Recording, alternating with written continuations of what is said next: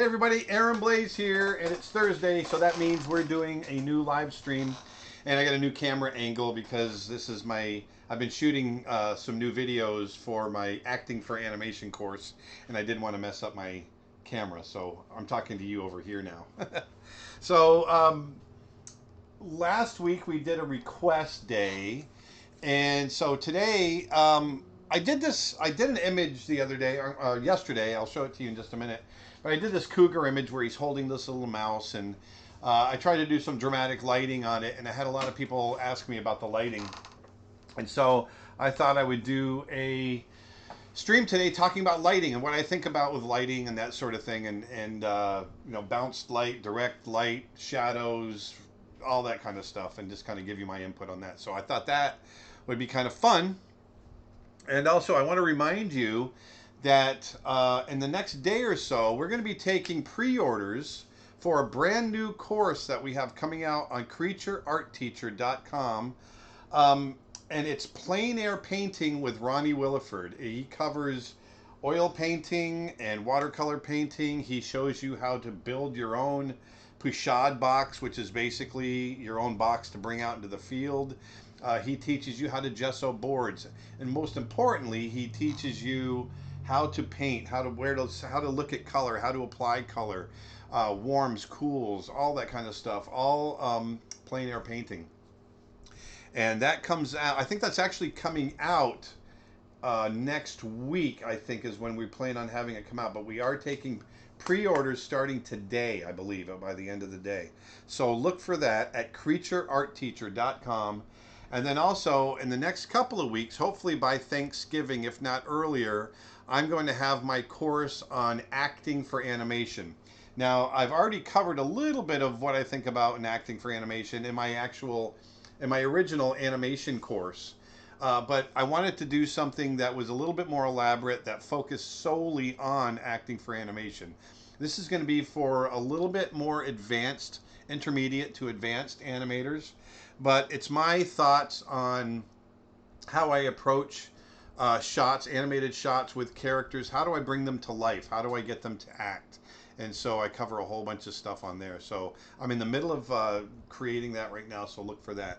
But anyway, that's kind of the housekeeping stuff I wanted to cover. And like I said, today we are going to cover lighting, which I really enjoy because that really gives your illustrations some drama and mood and all kinds of cool stuff. So we're going to cover that today. But as usual, I've got my trusty sidekick in the co-pilot seat, Dustin. Say hi, Dustin. Hi, everybody. How's it going, guys? And so we got Dustin here, and I've got my business partner, Nick Birch, and he's in Sarasota, Florida, about 160 miles away from here. And he's going to be fielding questions as well. So hopefully between the three of us, we'll be able to get to a lot of your questions, and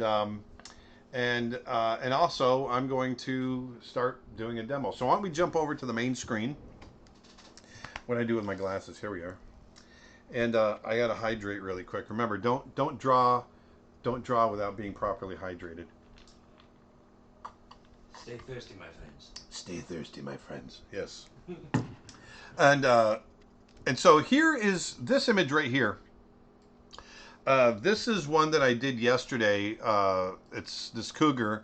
I've got a lot of reference. This past summer, we went out to a refuge that's got a bunch of North American big game, predators and other big game. And they have these cougars, or had a cougar. They do have a couple of them, but they brought this one guy out for us, and we shot a lot of photos. And so I've got a ton of reference, and I found this one photo that I really liked, the way the cougar was looking into the dirt and stuff, and I added this deer mouse because it felt like there should be something there, and I wanted to create this kind of this illustration where you don't quite know what's going to go on. But I also really manipulated the lighting. The lighting is very different from the actual photo, and like I said, a lot of people were kind of wondering how the heck do I approach my lighting, and so I want to talk to you guys about that today. And I like to do a lot of stage lighting, and what I'm talking about, I really try to manipulate lighting so that it's really focusing on areas of interest. You'll notice how in the background here I push things into shadow. I added shadow in the foreground. I've added even darker shadow behind the deer mouse to get the deer mouse to really stand out and create an area of contrast so that the eye goes there. And then also pops between the face of the cougar and the deer mouse. And that's really where I wanted the attention to be. And I used lighting to do that, to achieve it. So what I'm going to do today, I'm going to move this out of the way. Let me move this up here. Well, actually, let me shrink it up. And what I want to do today is I'm going to do another cougar. I figure we'll keep it in the same subject. And here's a piece of reference. The same cougar, this same guy. But I picked a really cool pose, first of all. I really like how he's kind of intent on something and he's moving forward. He's kind of stalking. But I purposely picked something that's all in shadow. His whole body is in shadow. And we're going to manipulate that, and we're going to add areas of highlights or sunlight that are going to be washing across him to draw our eye. I want to do something across his face and maybe part of his shoulder. And then the rest I'm going to keep in shadow. And it's all about manipulating the eye, getting it to go where you want it to go, and also to create drama. I want to create warms and cools and bright spots and dark spots and areas of interest and areas of quiet, and try to get this balance so that we have a nice dramatic piece of art. So I'm going to move this up to my other screen, up here, and there we go. So I like that. Here's a document I just started, and I think with that, now that I've gotten all the talking out of the way, Dustin, I think we are ready to do some questions if you are ready. I got a drink again. Lighting and art studio? I don't know art studio, so I don't have any tips on that. Unfortunately, sorry. But I'm assuming that what I'm going to show you today will be universal. When I approach my lighting, I'm really approaching it from real world, thinking of it in real world, thinking of warms and cools and that sort of thing. And that's really, it doesn't matter what the software is, that kind of information will go from whether you're painting, traditionally in oil paint or watercolor or whatever software you're using. So that's what we're going to do today.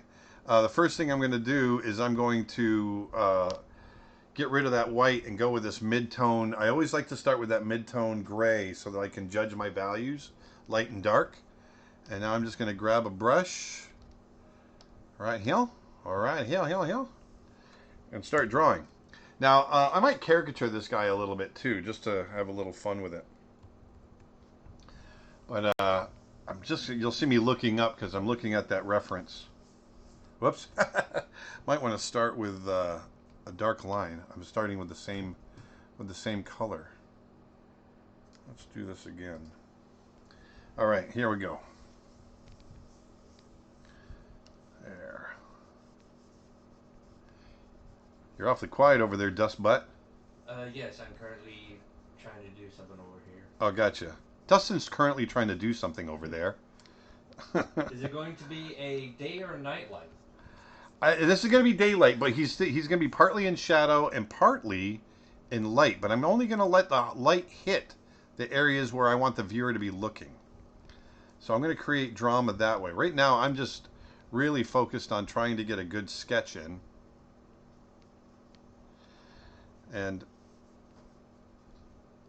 I want to make sure that my big cat, our cat here that we're drawing, is a nice, accurate drawing. Now, like I said, I was thinking about maybe pushing the caricature. I'm not sure. I might keep them a little bit more real. But let's see. Maybe I'll come in here and play with these brows a little bit. It meant by real art studio, not software when asking about the lighting. The what now? Say it again. The person I was asking about the how to set up lighting in a studio. In an a actual studio, in an actual studio. Oh, I'm sorry. Well, that's well, if you're talking, first of all, if you can get into a studio that has north light, that's really always the best, because north light is not direct light, and so you're getting nice balanced light coming in, but you're not getting anything direct. Southern light, is probably one of the worst because the sun beats in all day long through the windows, and it's very hot, and it's going to heat up the studio. Um, but North light is always the best if you can get that.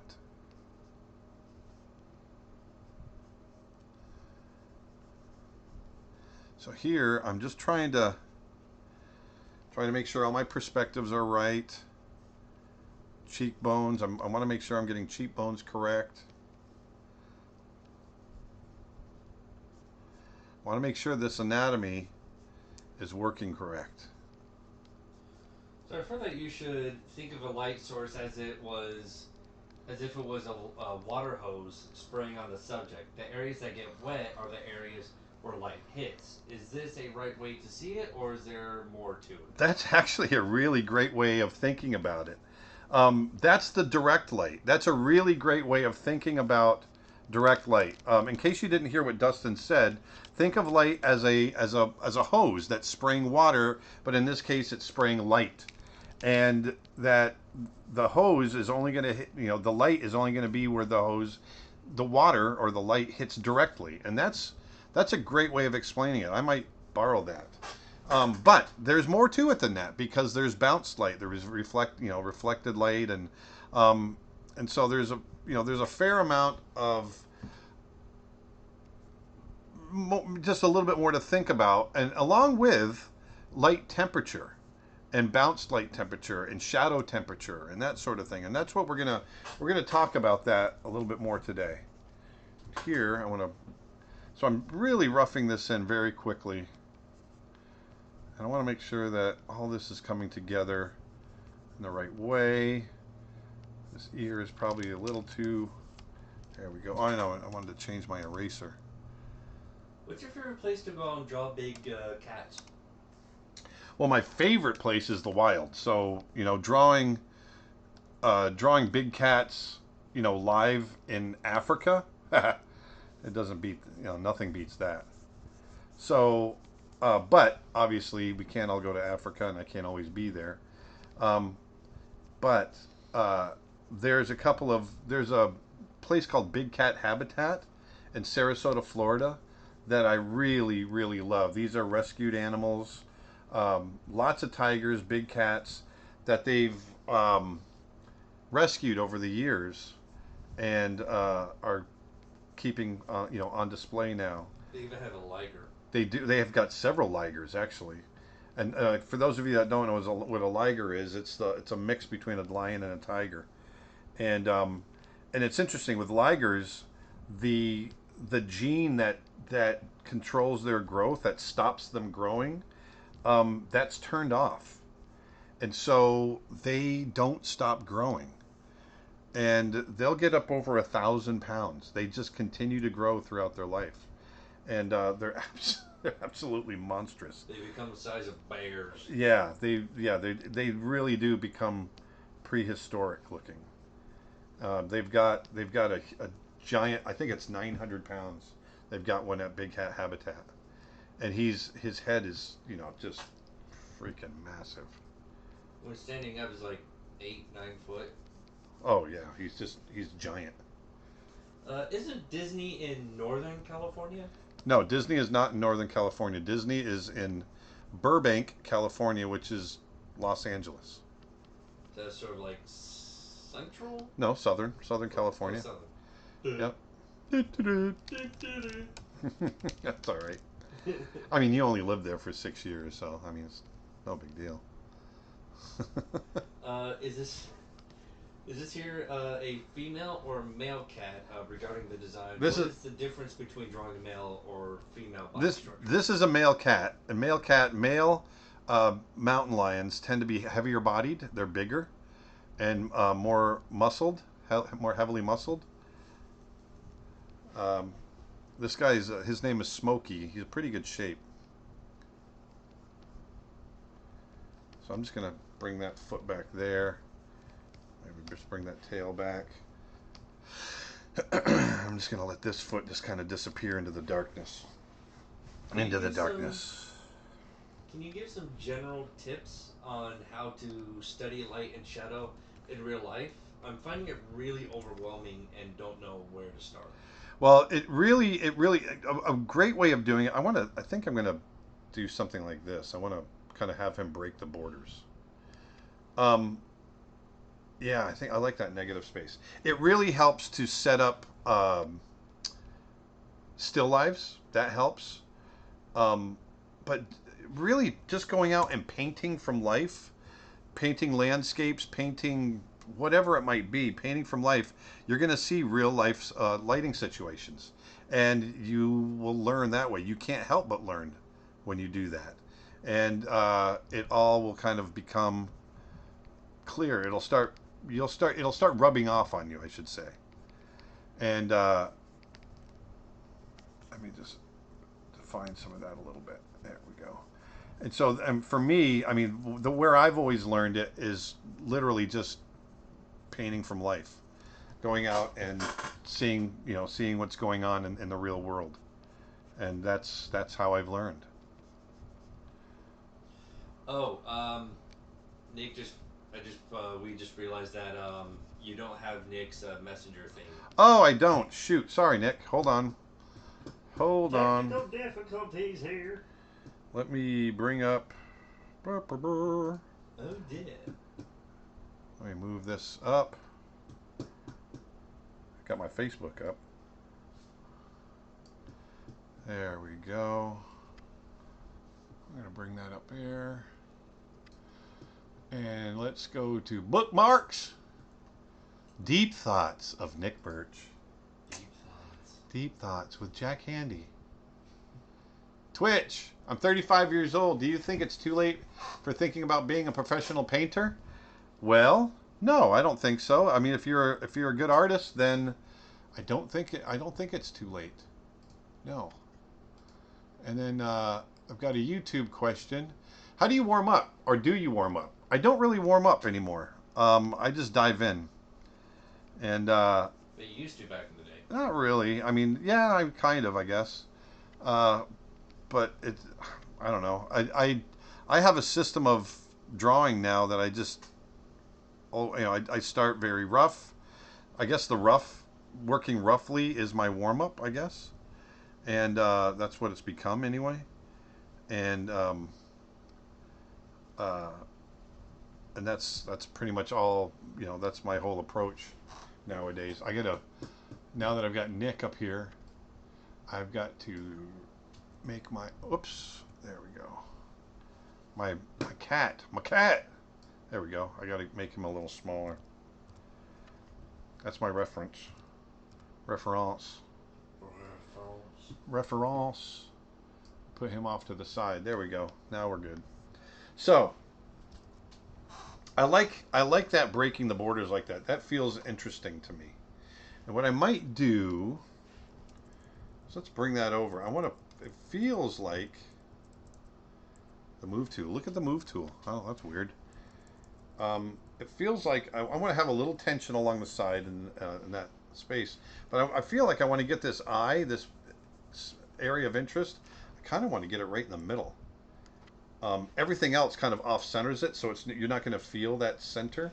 But I want to have that kind of 1/3 down and then kind of right in the middle. It always feels like a good target for me when I'm doing my compositions with something where you have a face to look at.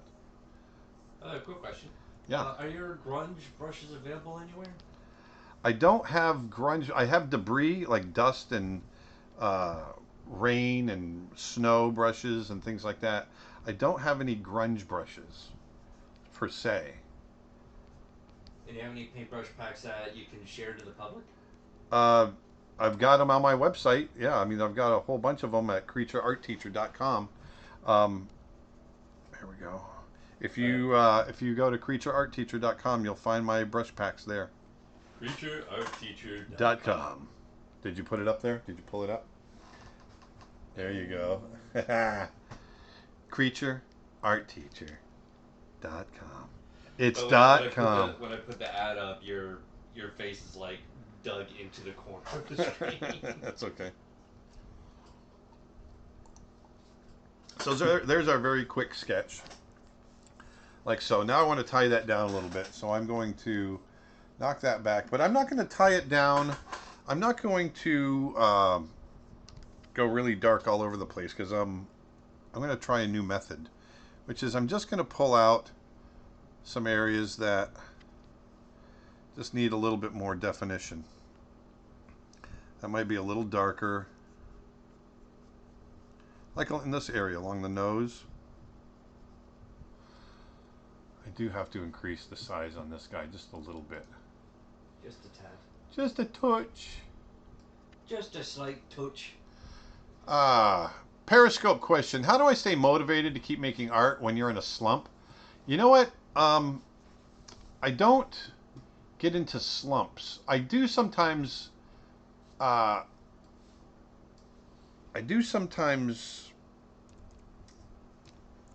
get to where I'm not sure what to do because I try to do art every day, and that helps because I do it every day. It keeps me from getting into a slump, and it keeps me motivated because, first of all, I just love making art.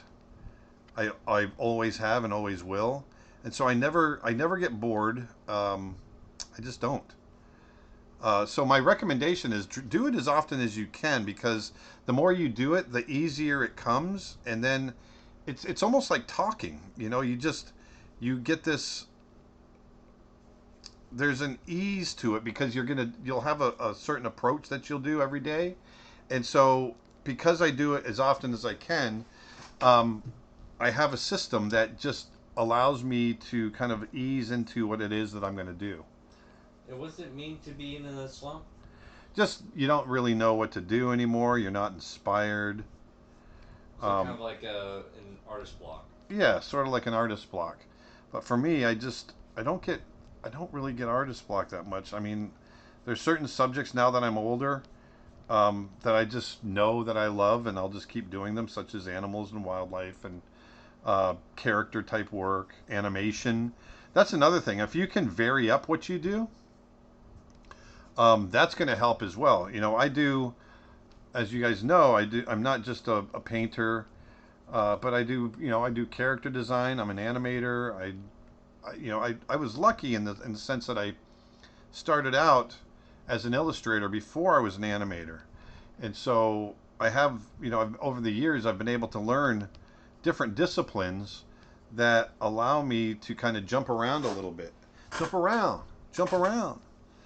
Any tips on how to find time for personal art while having small kids? After they go to bed, I went through this. After they go to bed, when Dustin was a little squirt. Me? Yes, there was a time that Dustin was small and cute. He was cute. And you're kind of cute now. You're so appealing. Hey, you're very appealing. You're appealing. But anyway, there was a time and when I was doing a lot of gallery work. And so I would get home from work. This is back in the days when I was working on Aladdin and Beauty and the Beast and, Lion King and that sort of thing. And I would, we'd get dinner cooked and play with the kids. I'd play with him and his sister. And then once they went to bed at like 8 o'clock. I got on not on the computer. There was no computer. I got on my easel and started painting at 9 o'clock. I treated it like a job. I started at 9 o'clock every night, and I would paint until midnight, 1 o'clock, sometimes 2 o'clock, sometimes 3 o'clock if I was really into the painting. And I just did it that way. And I got a surprising amount of work done at just 3 or 4 or 5 hours a day. I actually got a lot done. But it's just being really disciplined about it. You treat it like a job. You have time with the kids, and the kids go down, and then you get to work, and you do it every day. And I would do it, like I said, treating it like a job. I would do it only during the week. The weekends were mine and the family, and then Monday through Friday is when I would paint at night, and I did it that way, and it worked. It worked really well.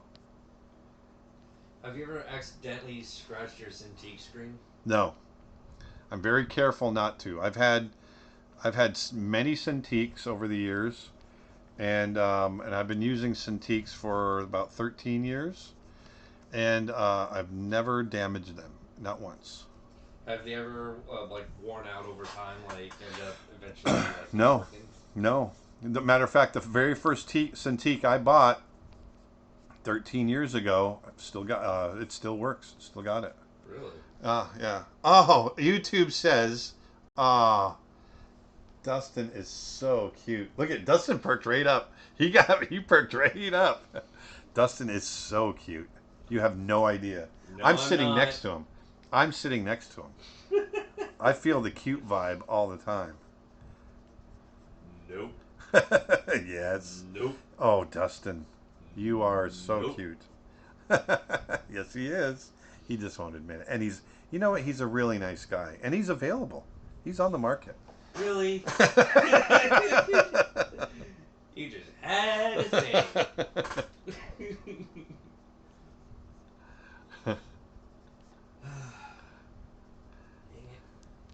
So I'm just tying things down right now.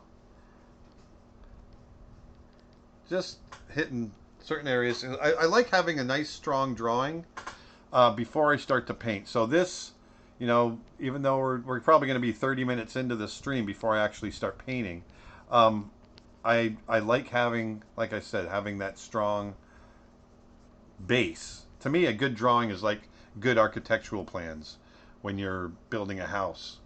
And, once that drawing is in there, then it really guides me for the rest of the painting. And that's, some people don't like to work that way. They like to kind of let the painting, they like to go really loose and build it up, which is very, very much a viable way of doing it. That's just not my way of doing it, because I've always, from a traditional standpoint, I've always started with, the drawing first and then worked over the top of that. So I've let that carry into my digital painting. I really struggle with painting fur. Is there an easy way around this? Yeah, I mean, painting fur is not painting individual hairs, it's painting the shapes that the fur is making up.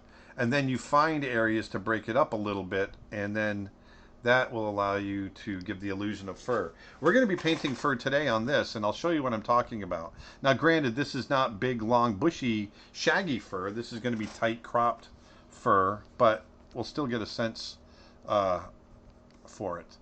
I got a YouTube question. It says, Aaron, can you pull up a childhood picture of Dustin? Oh God, no! Why? Yes. Oh, where's that one? Where's that one of you laying down? You got to pull that up. Pull that up on your phone. I know it's on your phone. Yes, and I'm going to show you. I'll show you on the camera. Oh boy. Yeah, you know you're going to like it. But I think it's on my. Super cute. It's on my Facebook, maybe. Well, I don't have any way of pulling up here. I don't have anything of you on my computer right here. But I know you have something on your phone or on your Facebook.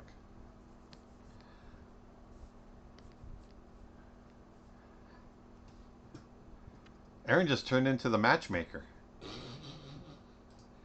Did I? Oh, the matchmaker from Mulan. I actually animated some of her. Mulan. Yeah, I animated the stuff where she sits down on the hot tea and she's jumping up and down and screaming and crashes, smashes the table and all that. I animated all that. All right, so here we have a rough. Well, it's not rough. We have the tied down drawing, and you can see it took us 29 minutes. We did it in 29 minutes. Actually, less than that because I talked for a little bit.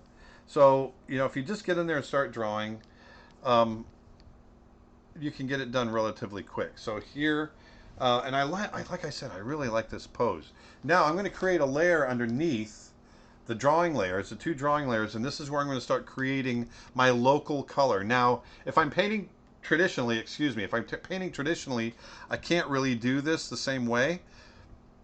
But I'm still thinking of light and shadow and all that. But right now, what I want to do is put in local color, and I'm really going to start with kind of the main kind of brown gray of the whole cat, and just paint it over the whole thing. And then we're going to get into kind of specializing areas here.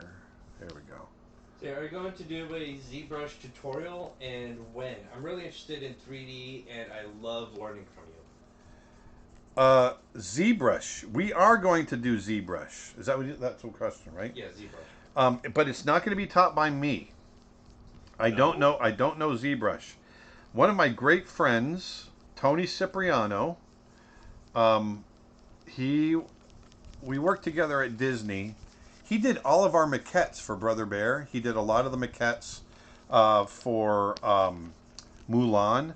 Maquettes, for those of you that don't know, are little sculptures of the characters that are made in 2D, for the 2D animators to use as reference. Dustin, can you hand me that Nala maquette?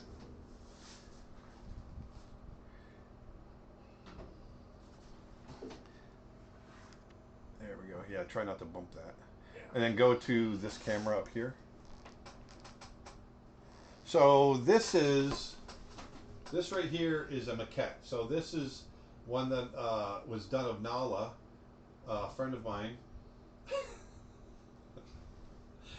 Gotta show you a picture. But this is so that's a maquette.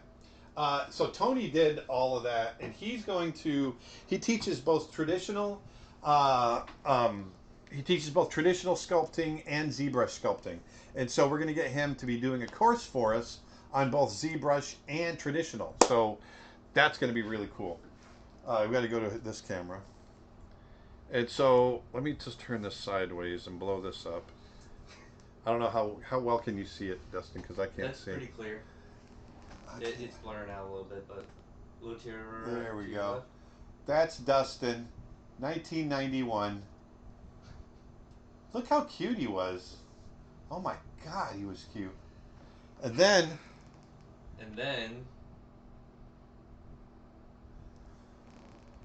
that happened. What the hell happened? I don't know. That was 2013. That was 5 years ago. Yeah. He went from that to that. to cut to your camera. So there's that. And now back. That. How did that happen? I don't understand. I don't know. I really don't know. Too much pizza, I think. Way too much pizza. All right, go back to the desktop. Right here? This one right here? Yep. Gotcha. So what I'm doing now is I'm just laying in this initial color. And open. And yes, I was blonde when I was little. Oh, here we go. How do I do that? How do I open that in a new tab? Or actually, I can just drag it into Photoshop. There it is. So somehow or another, Nick had this photo. Huh? Nick found it. There he is. Look at that cute little son of a gun. You're going to say the S word, weren't you? So this is our first house, and I remember you used to lay on this tile because it was nice and cool. It was. And look, I can still see the little ant bites you had on you because you used to get into the fire ants out back all the time when you were a little kid. But Yeah. Oh my gosh, what a cute little kid. Yeah, that was Dustin. Yeah, And here's a good example of lighting. Look at that. You can see the lighting on his little ribs. You can't see his ribs now. No. Nope. They're under layers upon layers of fat. Like father, like son. Oh gosh. Okay, back to our cat. Back to life. Yeah, when did All my right. hair turn brown? I was Like when you were 12, 13, your hair started changing. All right, so now that I've got kind of this base color in here, I'm going to lock it because we've got a nice silhouette. And so now I can't paint outside the color I've already established. And what I want to do, actually, I don't want to lock that yet because I want to get that tail in. You got any more questions, Dustin? There we go. So now I'm going to lock it. And let's go, I'm going to go a little warmer in our local color. Keep in mind, I'm just painting local color. I've got this, I'm going to go a little gray. How does a person do different variations in drawing styles if a person doesn't want to stick only to one drawing style? You literally just try different styles. You just said it. You got to try. You got to be disciplined to break the style that you're in, and try different ones. And that's not always easy. But if you study other styles, if you study what other people do, maybe not so much. There we go. Then you'll start to understand what it is that makes a certain style look the way it does, and then you'll be able to emulate that. In Aladdin, besides Rajah, did you animate any other characters in that movie? Yes, I helped to animate Jasmine. Mark Hen was the supervisor of Jasmine.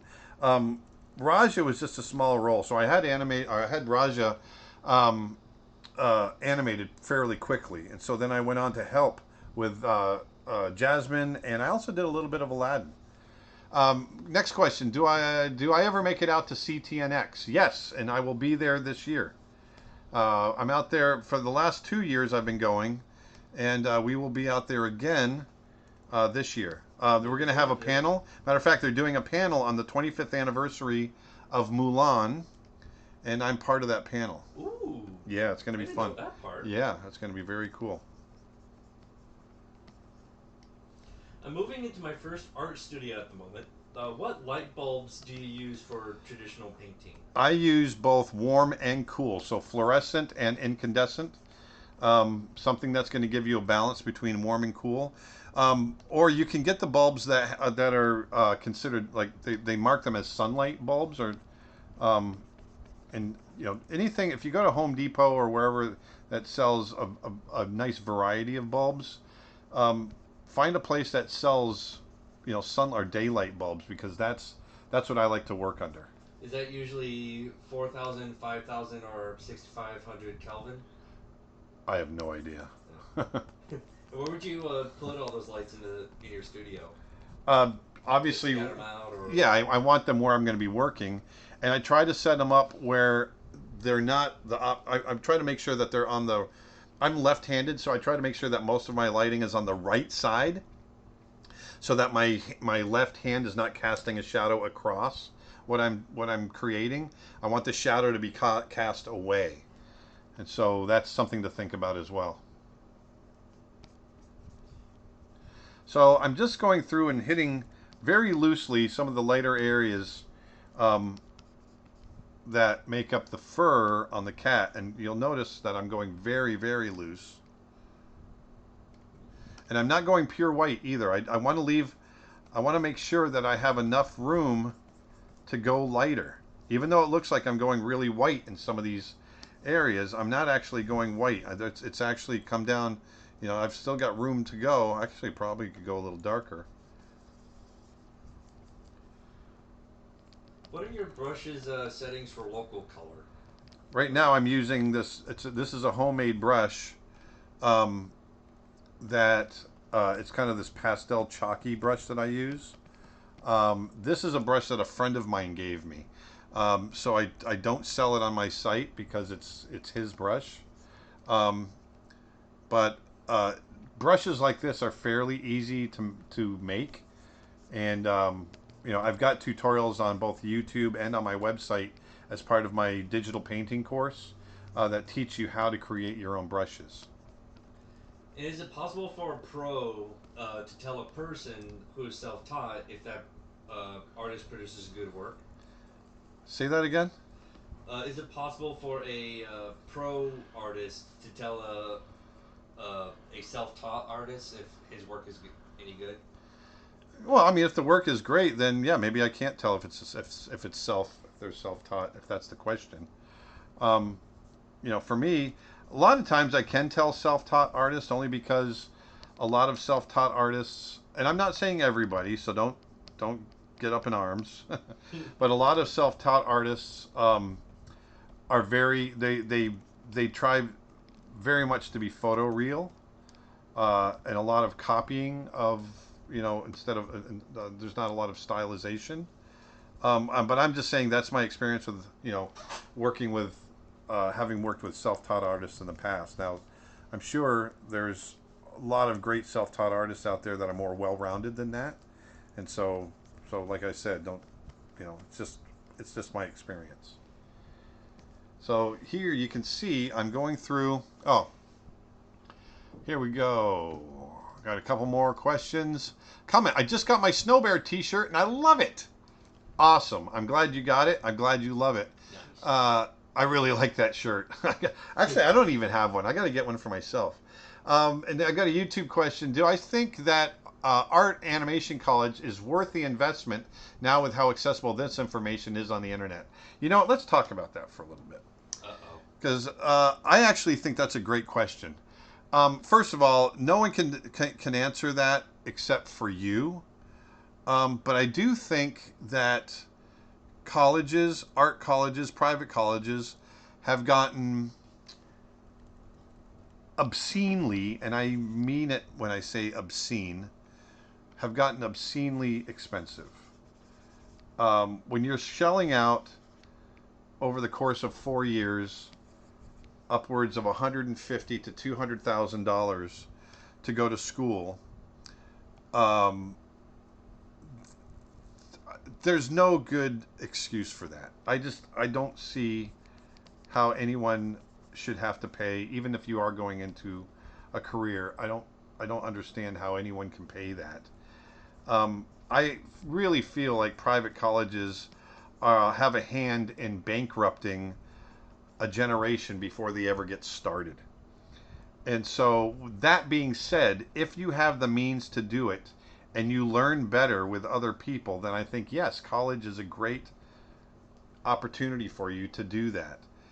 If you are able to self-learn and you don't have the means, I think YouTube, websites like my own, Schoolism, Proco, I think these are all really viable alternatives to going to college, and I would recommend them every day.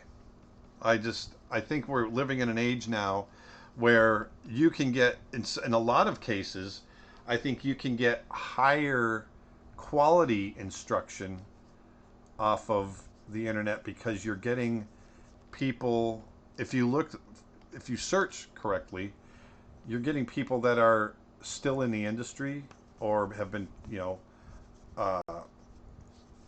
tops in their field in the industry, and they're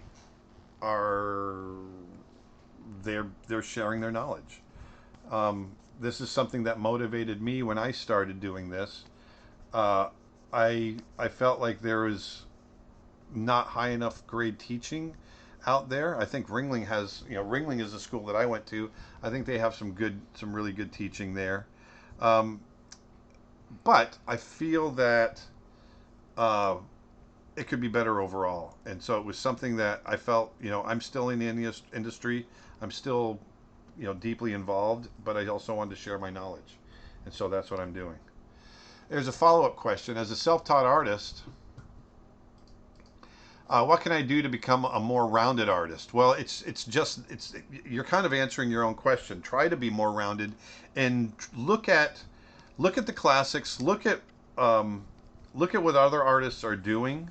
Be influenced by that, but really look at classical art, and that's where I learned a lot, especially artists that went outside and learned from life. Look to nature. Don't draw cartoons, per se. Cartoons are a stylization of the real world. So draw the real world, and then you can stylize later on your own. A lot of people love to draw anime, and they always ask me, what do I think of their work? And I'm looking at just anime drawings, and I'll probably get kickback from this comment now because I always get kickback from this. But my comment is, anime is fantastic. And I know I'm probably not answering directly what your question is, but I do want to get this off my chest. Anime is wonderful, but once again, it's a stylization of the real world. And I really recommend people to put down the anime and just broaden their horizons and try to learn different styles, and learn their own style, find their own style, and then come back to it. And then you might actually have something to offer that genre, because I really do think that it's something that will stifle you if you don't break out of it early enough. Because I see a lot of good artists that all they've done since they were kids is anime, and they have good potential, I should say, but they're stuck. They don't know how to see their work in any other way, and it's tough. And I'll tell you, especially if you're looking for a job as an artist, or especially in the animation industry, unless you're working in Japan or someplace else in Asia, which a lot of people aren't, you're going to have a hard time getting a job with a portfolio full of anime. And that's not me being a jerk. That's just the reality. So try to be, going back to your question, how do you become a more well-rounded, self-taught artist? That's the thing. You look at different styles, look at different people, look at what is it that they do to create the art that they do. I'm always, even now at 50 years old and having been a professional artist for 30 years old, for 30 years, I'm still looking at artists that really move me, and I look at it to find what it is that why is it moving me? Why is it making me feel the way I do? And I try to emulate it in my work, because I want to try to get that same kind of influence, I guess. And what that does is you might not end up copying that character, that person, because you don't want to do that, but it'll shape you in a different way that's completely unique, and that I like. There's a long-winded answer. How do you like that, Dustin? That was great. How do you like them apples? Oh, that was great. That was great. That was great. All right, I got another YouTube question up here. Please, any information on the acting for animation course? Yes, I do have information on that. I'm very active in shooting the course right now. I spent about a month and a half just creating the animated shots for it, and now I'm going through and actually recording the videos and talking about what I animated and what I was thinking, and I'm also going to be doing some live demos.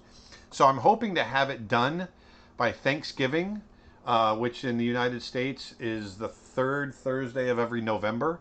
So late November, I'm hoping to have that done, and so look for it then. At CTN, will Mulan panel be live streamed? I don't know if it's going to be live streamed. I'm assuming if they do live streams at CTN, then I'm assuming that this will be live streamed. But don't take my word for it. I mean, if anything, we might try to set up a Facebook live stream through your phone or something like that. Yes. The camera work and all that. Okay, so I'm going to jump off the questions just really quick. And I'm going to... actually, I can do one more question because I'm going to do a little bit of background color. In your opinion, what was the best scene you animated during your time at Disney? I've got a lot of scenes. There's a lot of scenes I really loved for different reasons, so I can't say any one scene. There's favorite scenes that I've done. The sequence where Belle and Beast are arguing with each other, where she's trying to bandage him. They're in front of the fireplace, and he goes, "Oh, that hurt!" And they get in this big argument about how she shouldn't have been in the West Wing and all that kind of stuff. And for me, that was a huge sequence because of how juicy it was, how the animator, Glenn Keane, who is my mentor, who gave me that sequence to animate, how he trusted me with it. That was a big deal for me. And, so that to me is probably still my favorite sequence that I've ever animated, just because of the sentimental reasons. And it really, because I was able to kind of shine in it, it opened up a lot of opportunity for me in the rest of my career. So there's that. So that was one. So I'm just going to so what I've done is I've laid in some local color on him right now. And you can see it's all kind of very blah. But I'm not worried about that. Now I'm going to lay in the shadow shapes. Now this is where we're going to start getting a sense of the drama. Actually, that brings up a question that was earlier, but I completely forgot about. So do you normally start with the base colors and then add the highlights and shading? Yes, when I'm painting Beyond that? digitally, yes. The question is, do I start with the base color, which for me is local color, and then add shadow and add highlights? Yes, that's what I do when I paint digitally. I don't do that when I paint traditionally, obviously, because you can't really. I can do that, and I do kind of build it up that way, sort of. But when I'm painting uh, traditionally, I'm blocking in my shadow areas, blocking in my light areas, and kind of building it up that way. In this case, because I can do layers in Photoshop, I start with my local color and then throw in uh, shadow and light. So I'm going to go ahead and do shadow right now. So I've created a layer on top, and I've set it to multiply, and I want to go with a cool color. I'm afraid it might go a little bit too gray, but I'm going to use it anyway, and we'll just see where it goes. And like I said, I'm going to pull down, let me pull this down really quick. This is my reference right here that I'm looking at. And the cat is all in shadow. It's all in shadow, so everything's equally lit. I want kind of the, right along here, along the side of his face, I'm going to imagine the lighting coming from the left and slightly behind him. So it's going to light up the left side of his face and a little bit of the left side of his shoulder. And it's going to cast I might light up a little bit of his cheek. So it won't be behind him. It'll be slightly in front of him and off to the left. But I'm like he's stepping into the light. So everything behind him is going to be in dark. So that face is really going to be lit and it's going to pop out. And this is what I want you to think about. This is the lesson I want to get across to you is you're not a slave to the reference that you have. You can just use that as just reference. And then you can light things the way you want. And when you think about lighting the way that I do in a real world situation, you can manipulate it and do whatever you want with it. And that's what I want to show you here. So remember this. This is what we've got here. And then I'm going to move this up to the top. And you already answered that question, right? Yes. And so here, I'm going to start laying in my shadow. And I'm not going to paint the shadow where I want light. So I'm basically, I want everything over here to be in shadow. So I'm just going to start laying that in. Boom, boom, boom. Everything's going to be in shadow. Right along here. I'll let all of this. I'm going to go around his face a little bit. I go around it. Are you ready for a question? Yes. Any advice for dealing with harsh criticism and being put down? Yeah. Don't listen to them. Grow a thick skin. You'll be criticized in the future. That's just, people are jerks. And, but also, let that skin be thick and try to listen to what they're saying without being hurt. Try very hard to listen, because so often some people might mean well but have a very bad delivery. and so if you're willing to kind of push aside the delivery and just hear them out, you might learn a thing or two. And so that's my biggest advice to you, is to try to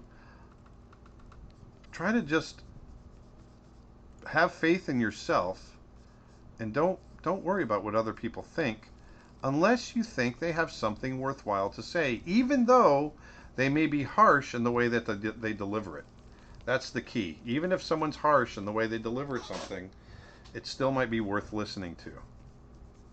You know, I get criticized all the time, you know, on YouTube or whatever, and sometimes it's just somebody being a jerk, which is, you know, can't help that.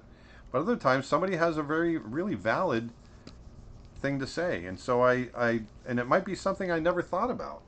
And so, you know, take the high road if you have to, but also take the low road and listen. So here, I'm going to change brushes. Now I want to start thinking about the lighting. So I want this light to be coming across his face, but everything else is in shadow. So if light is coming across his face, I'm going to let this be lit. And I know that there's a kind of, this kind of goes in. So that's going to cast a little shadow. I know we've got shadow along here.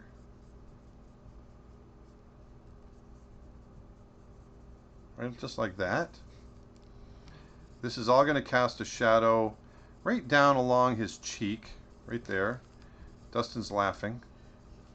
Why are you laughing, man? So he wrote like a Bob Ross kind of quote. Happy little shadows. No shadow should be left alone. That's right. Everyone needs a friend. These are happy little shadows. This is going to come out this way and let that kind of go into shadow there. Underneath, we might have that's going to cast a shadow this way. That'll go into shadow. I'm thinking about, like that person was talking about earlier, imagining the light as water, and if it's sprayed, where is it hitting? This is all going to, might catch a little bit of light underneath there. This is going to go into shadow along here. Maybe cast a little bit of shadow this way underneath, like that. But you can see already we're getting a nice sense of light. This is going to cast a shadow over the eye, the brow is, and it's going to come down like that. See that? And I'm going to let that come around because I know that cheekbone is nice and smooth, and it's going to come up under here. There we go. So already now you can start to feel that lighting. And it's very simple. Look how quickly we've done this. Can you add his little mouse friend on his head? Nope. We're a little late on that request. So you're saying there's a chance. So you're saying... I hear ya. So right here, I want that to go into shadow. And then, within, even in the lit areas, there's going to be areas that kind of the contours move a little differently, and so we're going to have a little bit of shadow there. But this by and large is our shadow pattern right here, because I know that brow, the nose ridge comes up, maybe comes up underneath here a little bit. Yes, it does for sure. What opacity are you doing the shadows at? 88%. So I'll keep working over them. You'll see they'll get a little darker. That chin, I'm just going to go all dark. That feels better. And just catch light along the edge of there. What's your favorite big cat and why? My favorite big cat is probably... It's a toss-up between lions and tigers. I really, what? I love, and I don't know why. Maybe it's just because they're so exotic and they're the biggest wild cat in the world. But Siberian tigers.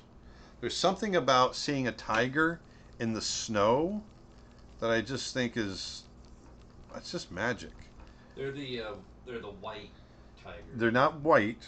White tigers are actually not a separate species. That's a kind of a melanistic.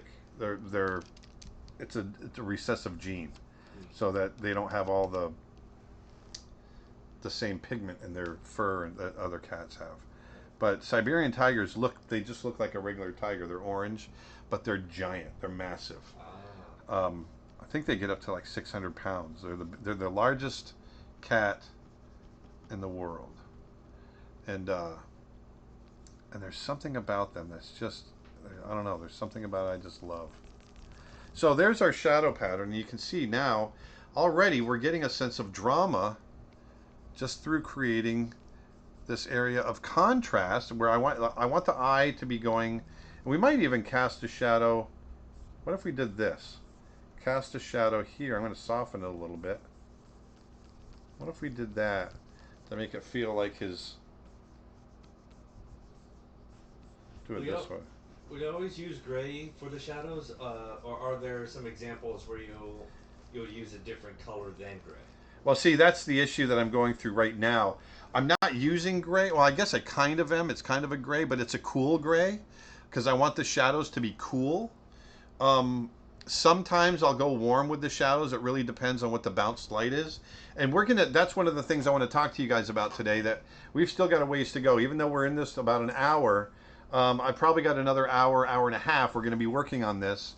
And if you want to stick around, I hope you do, because I really want to, get into the reflected light and the bounced light and that sort of thing. And that's what's really going to get this image to sing.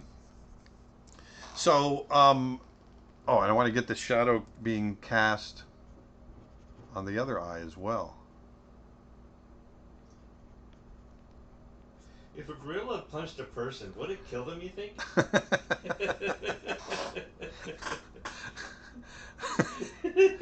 What if it was a baby gorilla? I don't know. You have to be more specific. If you're talking about a big silverback, possibly. I think he was talking about that picture that I know. tagged you.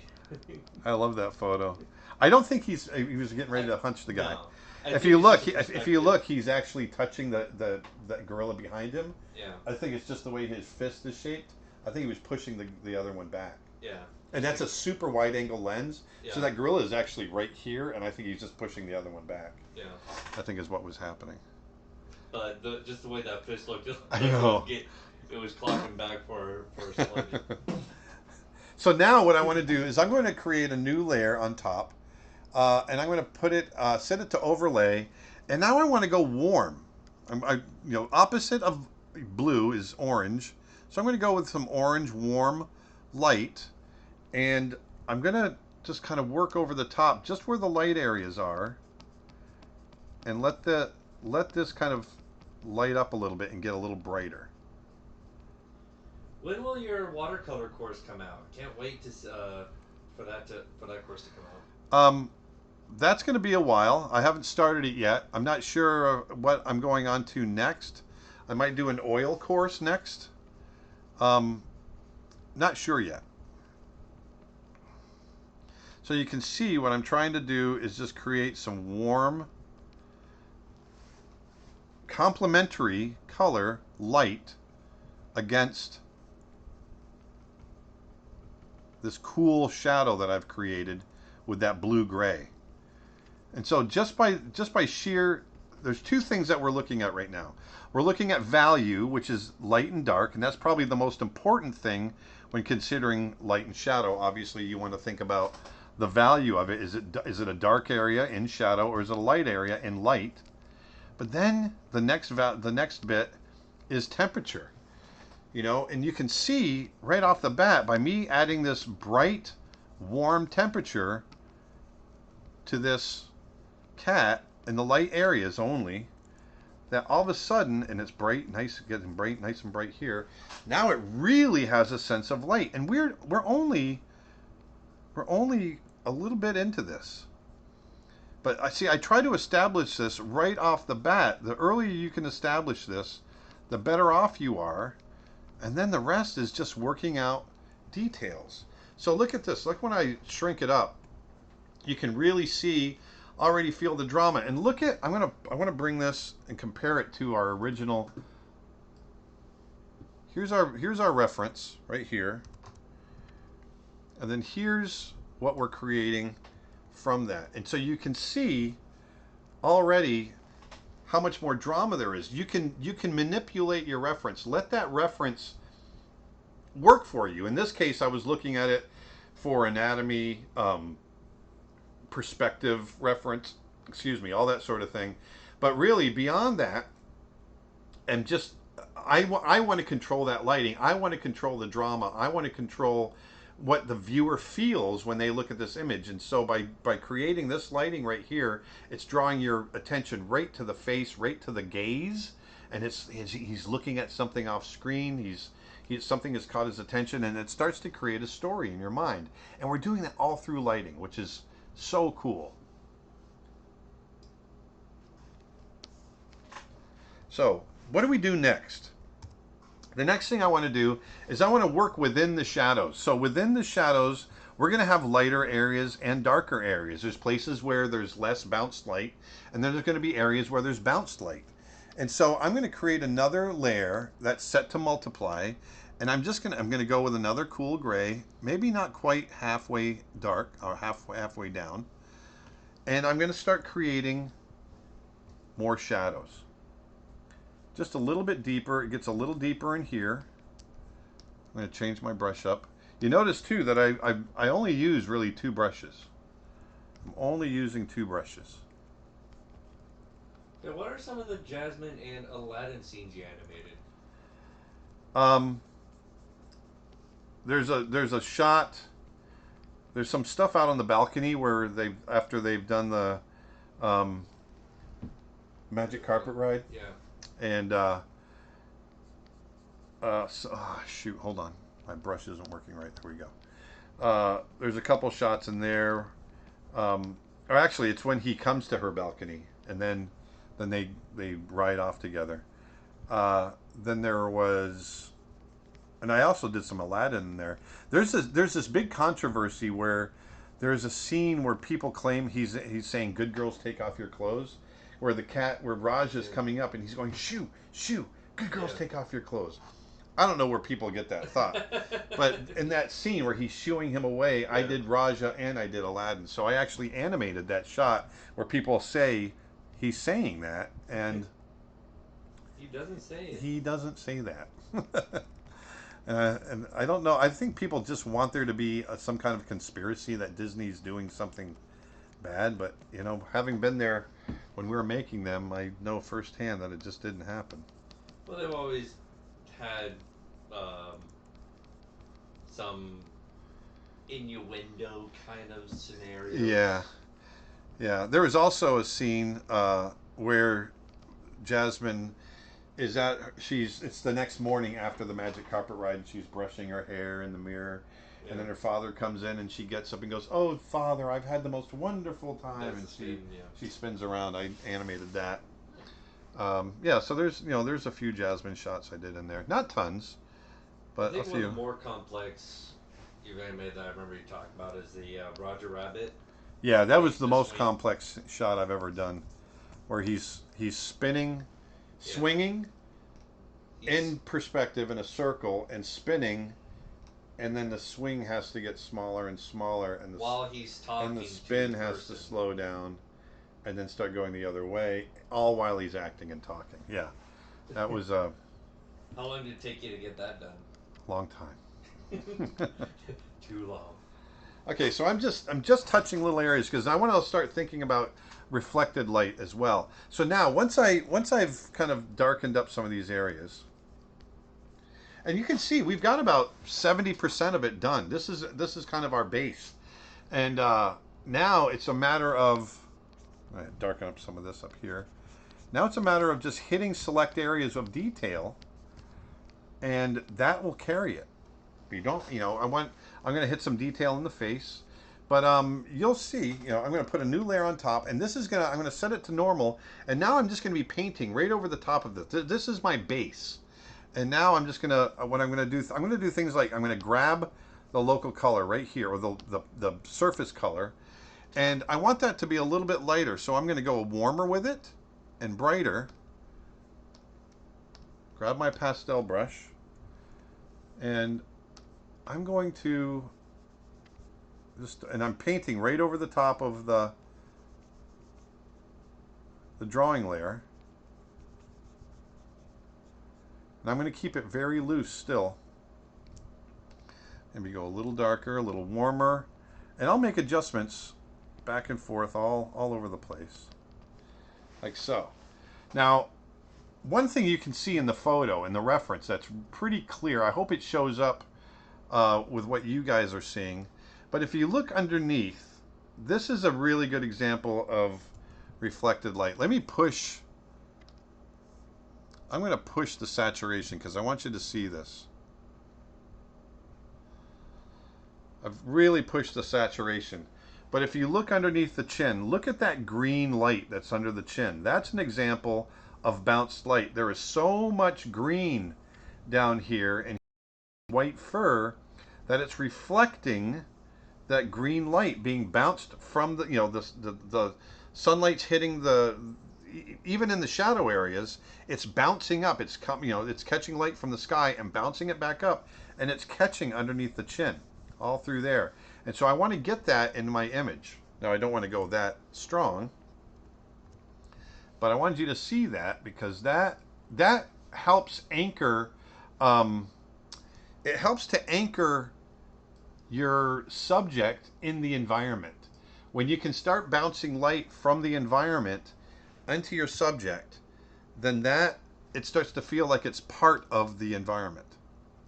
So here I want to grab that color, but I'm going to jump to the green to green now, and maybe go a little bit more into green, maybe a little bit brighter. And I'm just going to start to paint. Excuse me. Right along here. It might be a little too green. I'm going to come back a little grayer, maybe a little darker, because I don't want to go too strong. You ready for a quick question? Yes.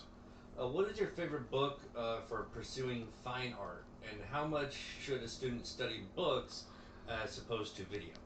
To be honest with you, I have a lot of books in my collection, but I don't study books a lot. I try to get out. I look at other artists as much as I can, so there's that. But I don't. I try to just get out and paint from life as much as I can. I learn so much more that way. And I know that sounds like kind of a cop-out, but I don't look at a lot of books. I don't, because I feel like there's only so much you can learn by looking at a book. You have to get out there and you've got to get your easel dirty. You got to get your paper dirty, and you got to really work. You can't learn unless you're doing. That's the best way to learn art. You got to do. And so, that being said, I try to get out there and do as much as I can. So there's a little bit of bounce light coming up, maybe underneath here. Just a little bit. A question about the brushes. Sure. With a pen stylus, can you turn your brush vertical from the horizontal mode? Yes. Also, you're changing the size of the brush on the fly. How do you do that? Are there buttons on the tablet? Yes, I'm sorry. So as you can see, what I'm doing here is I'm hitting the shortcut on the keyboard is hitting the left and right bracket. So right bracket brings it bigger, left bracket brings it smaller. And so I'm constantly riding that as I'm painting.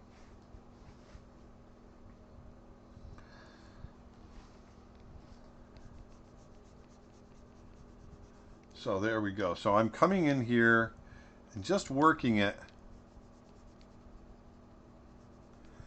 And I want to make sure that I'm not creating too much contrast right off the bat. So you can see right here, there's a lot of contrast there.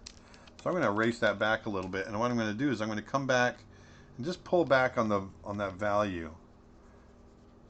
Just a little. Because I don't want to go too bright too fast. And I keep everything, my personal style is somewhat loose.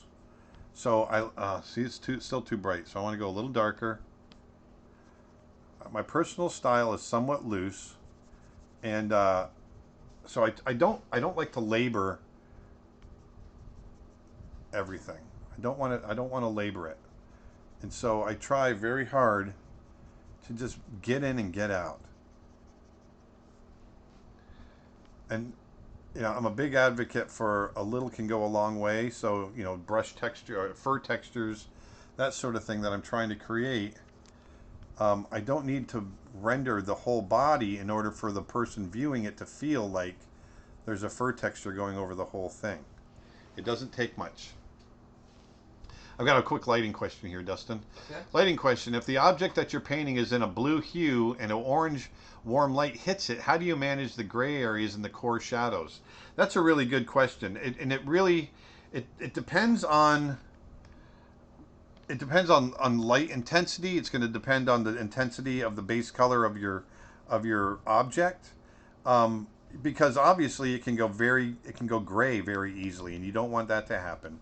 So it really comes down to just experimenting with what is going to be more dominant. Is is the object going to be more dominant, or is the lighting going to be more dominant? And those are some of the issues that you need to answer. Ready for another question? Yes. Could you explain why you used the different blend modes? You used multiply for shadow, overlay for lights, and normal for reflected light.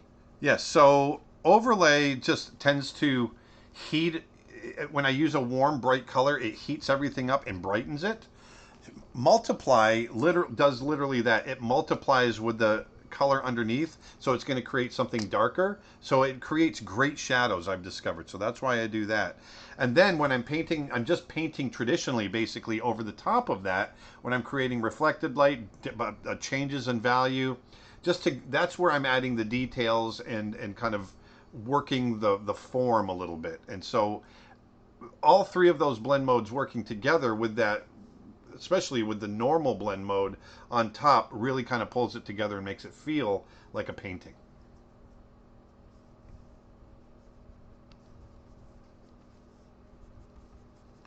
So I'm working within my grays. And what I'm trying to do is I'm grabbing some of the grays, and I tend to go a little lighter in places because, especially in dark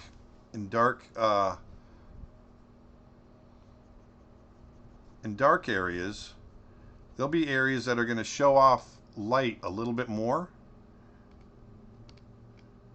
And here I want to go a little bluer, a little brighter.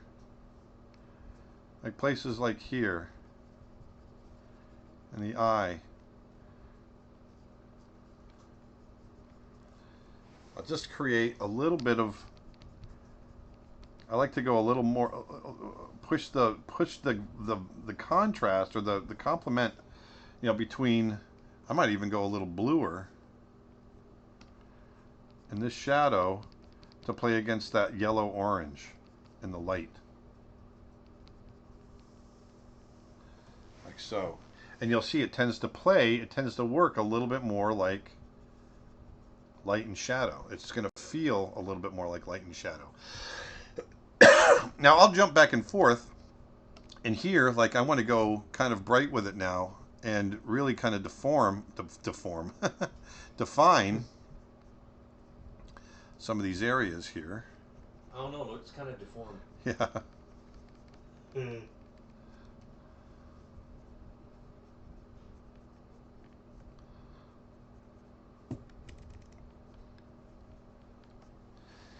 I'm just hitting little areas of accents to accent. All right, I got another question.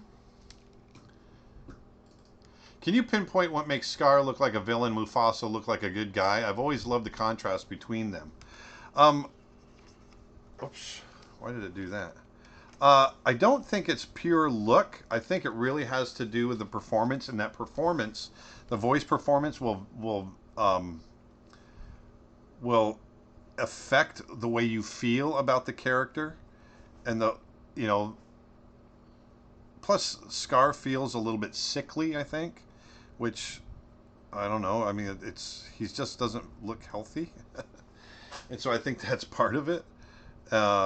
Mufasa is big and strong, but once again, he's got a very strong character, and I think that helps.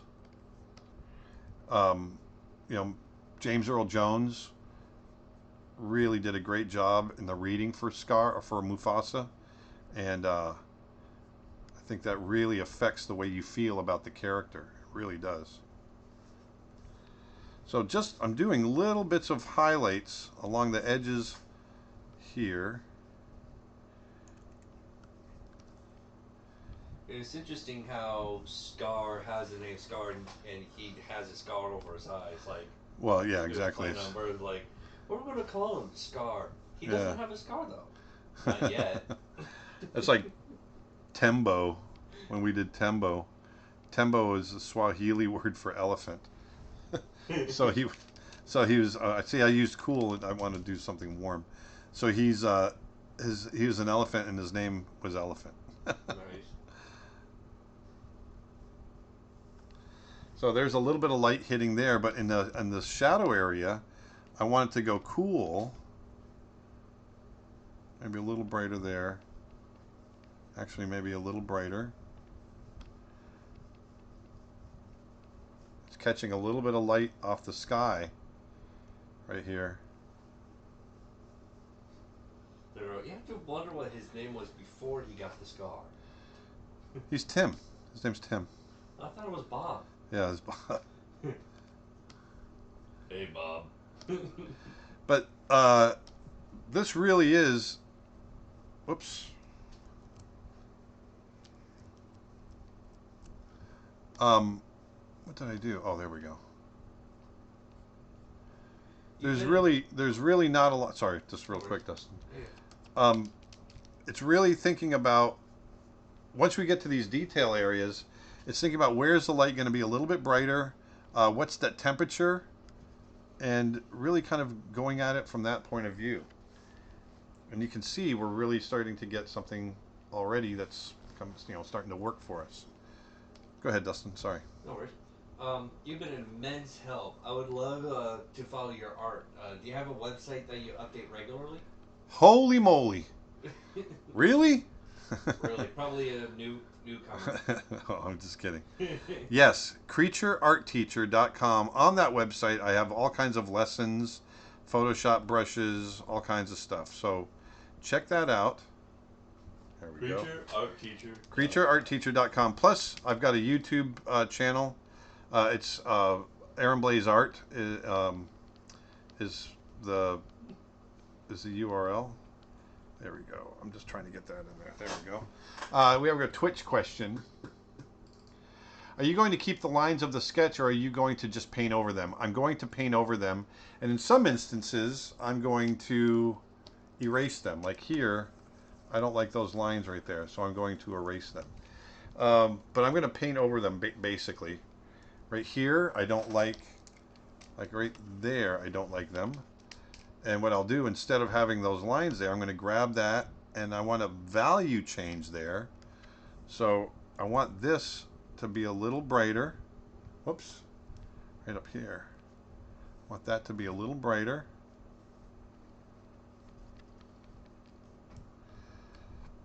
Even a little brighter than that. Before the other question popped up, I was going to say creatureartteacher.com. It's grand. It's grand. There we go. And so, yeah, little things like that will make the shadow area. Here I'm going to push the shadow a little bit. Feel better. There we go. You already answered the layer modes for this question, but how many layers do you work on in average? How many layers? Yeah. Oh, I could have 30 layers. It really comes down, in the beginning, it's the basic layers are the sketch, rough sketch, finished sketch, local color, first layer of shadows, layer of lights, reflected lights. So that's what, 7 layers, and then whatever I do after that. Periscope question: what type of areas are best to use soft shading as opposed to sharp, crisp shadows? Sharp, crisp shadows are usually something that's closer to the object, and so it's going to cast a sharper shadow. And there's a hard change between light and dark, like the edge of an object. Something that's further away from our character is going to cast a softer shadow. So there's, it really depends on several different elements. So there's that. So I'm going to go a little warmer, a little brighter, and I'm going to create,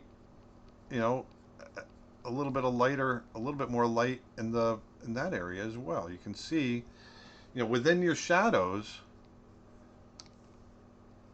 you'll have areas that are going to be lighter. There we go. Like Bob Ross said, layer after layer. Layer after layer. Question, YouTube question. Can I just quickly show all the layers one by one? Yes, I can do that. What happened up here? What is that? What is that? I don't know. Okay, so let's look at these layers one by one. So I'm going to turn everything off. First layer that I started with was my rough drawing. There it is, and I knocked the opacity way down. All right. Then on top of that, I did a kind of a more tied down, refined drawing. So there's that. The next layer that I put in there, underneath those two layers, was my local color. So I went in and I wasn't painting light and shadow. I literally was just painting what the color of the fur was. And because a cougar has different colors within the fur, that's what this pattern is. The next layer was finding the light and dark. Well, basically it was finding the dark. I wanted to paint where the shadows were. So I added this, and because I'm having a very limited area where the light is hitting, most of this is in shadow. One thing I forgot was my background. I added this background underneath everything. Okay, so so the shadow layer really kind of defined my light and dark pattern. Now the next, and that's set to multiply. The next layer, and I really wanted it to enhance the light area, was I created a layer, set it to overlay, got a brighter color, and I enhanced that warm light. Next was right here. I pushed the shadows in certain areas a little deeper just to create a little bit more depth. And then on top of that, I start working the light and dark within the shadows and the lights. I'm pushing brighter areas in the brights, and I'm pushing reflected light and brighter and darker areas, and in some instances, in the shadow areas. And I'm just going to kind of work through the entire thing in this way. So there's that. So do you use gray for your shadows, or do you use tinted colors? I'm using, when I set it to overlay, I'm actually using a tinted, it falls in the gray range, but I never use anything straight gray, which is just black with white mixed with it. I never do that. I'm actually working with warm or cool grays. And you're going to find that most color falls within a gray range. It's very rare that you actually get pure color. Most color in nature has a lot of gray mixed with it. It's the fact that when you compare it to other colors, it's the colors around them that will make them feel pure or grayed down. So complementary colors will make each other feel like they're more pure. Colors that are similar to each other can gray each other down. Will this live stream be recorded after it's over? It is being recorded as we speak. So here I'm going a little bit warmer and a little bit brighter, and I want to get in here and paint some of this fur, you can see, but I'm still staying within, if you're looking at the value scale from 1 to 10, I'm only going about a half a step off in some of these value ranges when I'm painting in some of these fur areas, just to define them.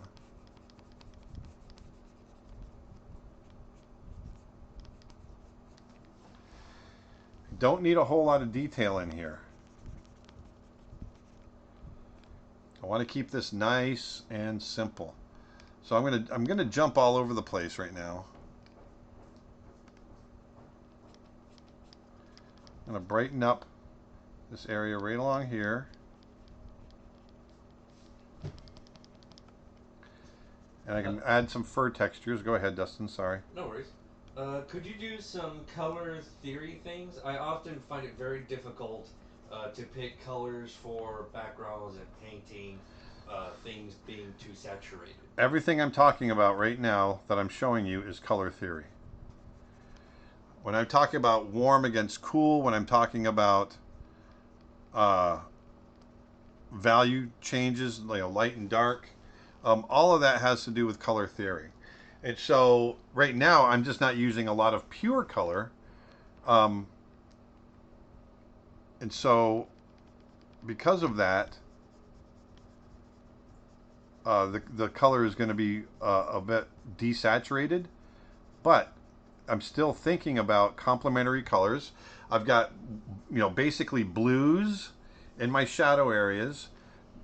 The opposite of blue is yellow, not yellow, but orange. I've got orange and yellows in the warm areas, in the light areas. So there's your first basic bit of color theory right there. I'm using complementary colors in my warm and my light and dark areas. They're also warm and cool, so I'm playing those off of each other. Did Ronnie make a video for Yes, my friend Ronnie, if you go to creatureartteacher.com, Ronnie has an excellent course that he created, Ronnie Williford, on just exactly what we're talking about, on color theory and how to make it work for you.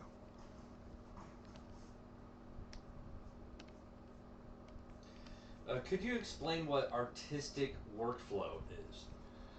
Well, artistic workflow is it's basically whatever your workflow is. So for me, my artistic workflow is a certain way that I work, towards creating art. Artistic workflow it's a very loose term, and it's basically for whatever you do artistically. But I mean, artistic workflow can apply to differently to different artists because we all work differently. Could you explain what artistic workflow is? You're such a dork. It's funny. Never gets old. Okay, so here I want to make this feel like it's going around. So this is it's gonna show a little bit of the sky above. So I want to go a little brighter with it and a little cooler, as if it's catching a little bit of sky. Whoops, I'm on the wrong layer. A little bit of sky. Let it fade out. There we go. Maybe a little bit up here.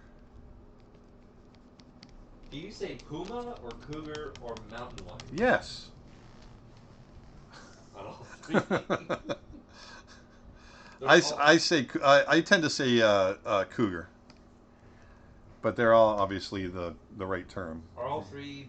All three of them are different species entirely, right? No, that's not true. No, Oh, they're all the same species. they're all the same species. They're just different names for the same thing. Huh. Yeah. Put that in your hat and smoke it. Yeah, I usually Or say pipe and smoke mountain it. lion. Put that in your pipe and smoke it. So now I'm really just adding little bits of detail here and there that just give, but you'll notice I don't have to do a lot.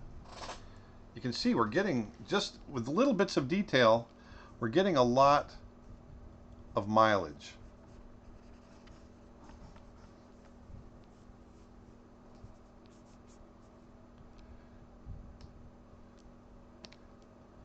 I'm going to go a little brighter, quite a bit brighter, because there's a nice light rim around the ear. In your opinion, can digital watercolor and oil paint brushes truly capture the real thing? Well, that's just like your opinion, man. That's like your opinion, man. Say that one more time. Sorry, I completely went to Big Lebowski when you said that. In your opinion, can digital watercolor and oil paint brushes truly capture the real thing? You know what? I would normally say no, but I've been fooled before. I've seen some really good digitally produced fake oil paintings and watercolor paintings. So I've been fooled, but normally I would say I don't think it could, but I was wrong. Yeah, technology these days is just crazy. Especially Scottish technology, voice recognition technology. In a lift. In Scotland. I'm actually surprised you went there.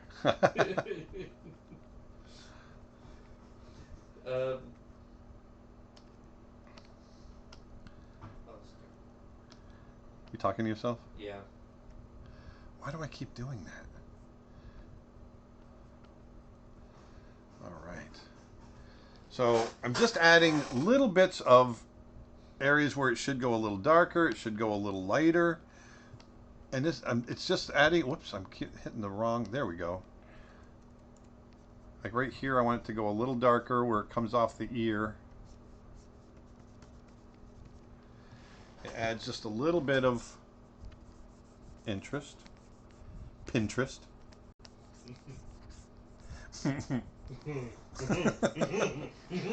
Okay, easy. Easy, cowboy. You started it. I know. Not sure if you answered this before, but have you ever come to Mexico or have plans to come? Yes.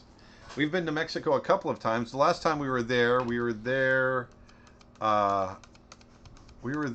last year in Mexico City. We happened to be there when the earthquake happened. And we were actually trying to get home to beat the hurricane. So we literally went from the earthquake in Mexico and got back to Orlando in time to board up the house for the hurricane. Then we had a big hurricane party on the porch. Remember that night, Dust? We had the hurricane party on the porch? That's... When was that? We imbibed in a little bit of cocktails as the storm came through. Oh, yeah. Oh, yeah. I ended up going home later that night, though. Oh, that's right.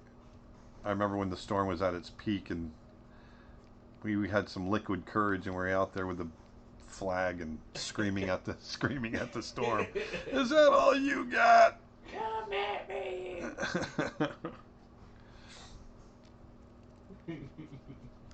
Okay, here I'm just adding little details. Does your knowledge of wildlife grow out of your interest in art, or vice versa? It's my interest in art and my interest in wildlife are fairly separate, although I love to paint wildlife. I would be interested in wildlife whether I was interested in art or not. That being said, I've learned a lot about wildlife through my art. Whoops. Come down here. In my pursuit of finding my subjects, I've learned a lot about them. So here I'm just trying to get the pupils in, but I don't want to go too hot and heavy on them. And I like the reflections that are in the reference. I'm going to use those. I'm going to create a new layer just for them. And I don't want to go too light, so I'm going to pull back right in here.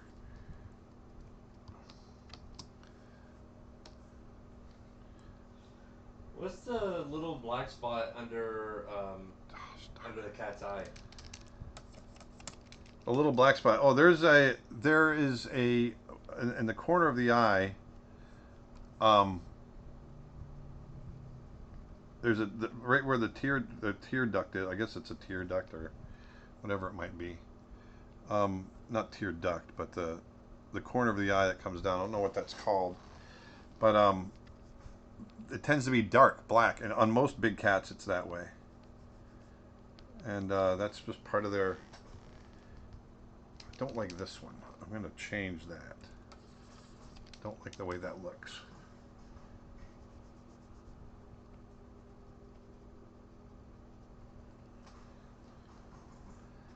There we go. There we go.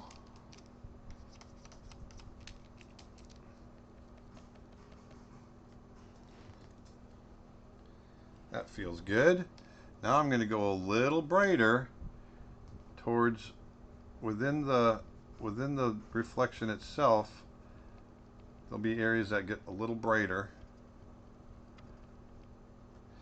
And you want to go very tasteful with it. That's all you need. Boom, right there. Bum, bum, bum. Maybe I go a little. Do you ever paint with pitch black? No. I never use black in my paintings. Ever. And that's there's going to be a little reflection of the sky in here because it's wet. Oh, wet? Wet.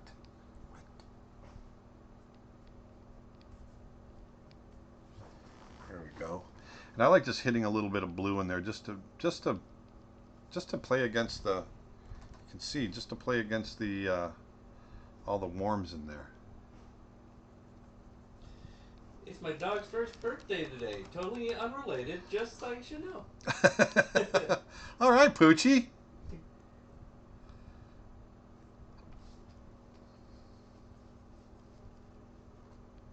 Happy birthday, Poochie. Are you Do you hide your sketch layer for the final result? I don't. Sometimes I often like to let that sketch layer come through. It just gives the painting a little bit of life. And but there's areas that I don't like it, like right here. Get rid of it. Get rid of it. And then I'm going to go back here. And we're going to go a little dark for that lip.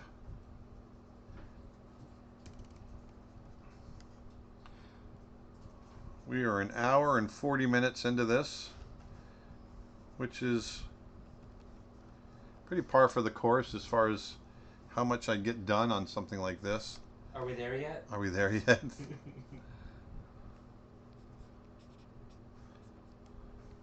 I'm going to go even darker with it. Go really deep. Manny, Yellowstone National Park. Yeah. Manny. Oh, Manischewitz. So for those of you that don't know, my good friend Manny is listening. He's on. He's a big part of Expedition Art. He got me involved. He started it. Manny is a great guy, really wanting to, a true conservationist. And just got back from Africa. And he and I and Nick, we this past summer we went out to Montana together, where we just had a fantastic time chasing wildlife and just doing all kinds of fun stuff. And also got to go to Yellowstone National Park. Yeah. We came up with the Yellowstone National Park jingle. It's grand. I'm just gonna Do tone you that feel back. like a master of art? No, not at all. I struggle with it as much as the next guy, but I've worked at it long enough that I can work my way out of the struggles. But no, I do not feel like a master. I would be afraid if I started feeling like a master. I'd know something was wrong, because I don't think anybody ever truly masters it. But I do want to, at this point, I want to add some whiskers. I want to add some details, because those are going to help define how much more I have to do. I want to get away a little bit from the details in here. I'm going to go ahead and just throw a layer. I'm going to do a whisker layer. And I want to grab maybe about that value.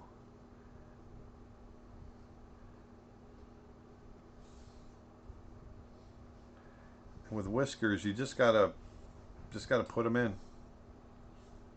Just gotta do it.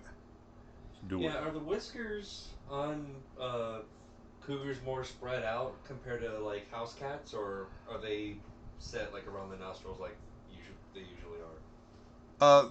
No, they're set around the nostrils like they usually are. But that being said, they're going to be a little bit more pronounced. And then the light area, too, like on the cheek area, I'm just like, yeah, are they supposed to be there? they actually are supposed to be there. They're on house cats as well. Really? Yeah. I always thought it was just around the around the mouth. Question. YouTube question.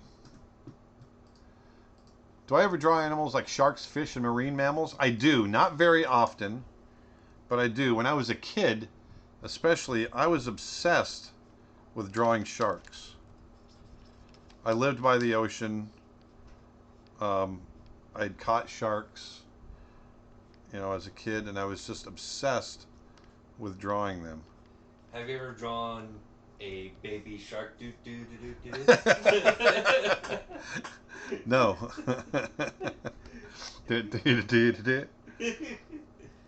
See, I've only heard that once. What is that? It was like a kid's. I think that's the funniest, cutest thing. I don't know why, but I love that. Baby shark. Oops. I want to go brighter than that. So that helps a little bit. It gives us a little sense of, but I want to be more painterly. I'm not getting enough painterliness in here. It's still feeling a little clean. So I'm going to go underneath these layers. And I want to do, oh, I got another question. Another question from YouTube. Do I own any real skulls or skeletons of wild animals? What's a good way to get your hands on them ethically? Well, that's a tough one. Find them on as roadkill. That's how I used to get them when I was a kid, going out in the woods. I tend to go to, but to get real skulls, I go to taxidermy shops. So that, you know, it depends on how you define ethically, because a lot of these have been hunted. But this is a real one right here. This is a cougar skull, and ironically enough, we're drawing a cougar today. But this is a male cougar that I got at a taxidermy shop in Wyoming. Now, I recommend bone clones. If you're interested in skulls, bone clones. Here's an African lion, and this reproduction. It's a cast. This is a beautiful cast. You know, other than the color being slightly different, you really, especially from a distance, you really can't tell that this is a cast. It's beautifully, beautifully done. And so most everything I get nowadays are casts because I use them as reference. I'm not worried about whether they're real or not. Here's another real one, which happens to be another cat. This is a bobcat, little bobcat skull. And but I use them really to look at the angles of profiles and, you know, how big the sockets are for the eyes and things like that. So yeah, so that's that. Let's get into, I got to finish this. So let's get in here. I want to grab that color. I'm going to go a little brighter, a little warmer with it. Let's just see.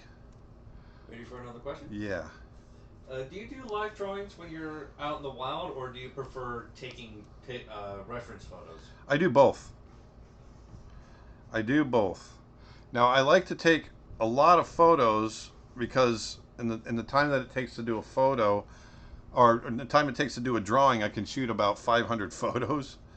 So, but there's something about drawing that you can't get through just photos, and so I really try hard to do both, because when I'm drawing, I'm really recording in my mind the look of that animal, and that's really important to me. Remember about the whole master thing? I feel like you can never be a quote unquote master until you're long in a coffin and other people point you to that level on their own. Yeah. I think I know what you're saying. Basically like Picasso and oh yeah. all them. Yeah, I agree. And honestly, one of the things that I've learned is actually something that my teacher told me back then is that a master admits that he or she still has much to learn.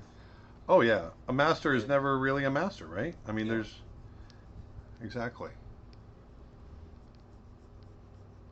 I think it was another quote that I've heard before. It was like, a master has failed more times than a novice has tried. Yeah, that's a really good one, Dustin. Actually, that's a really good one. And one of the things I personally say always is, you know the quote, like, practice makes perfect. Yeah. I usually say practice makes better.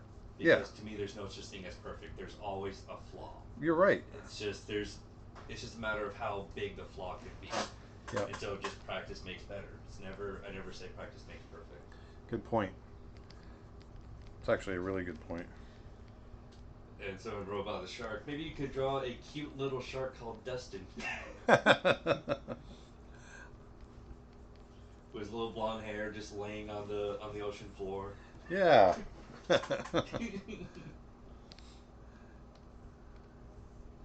I'm going to soften this shadow edge, or this, oh, doggone it.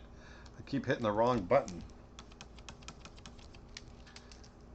I'm going to soften this shadow edge here. Practice don't make perfect. Only perfect makes perfect. What?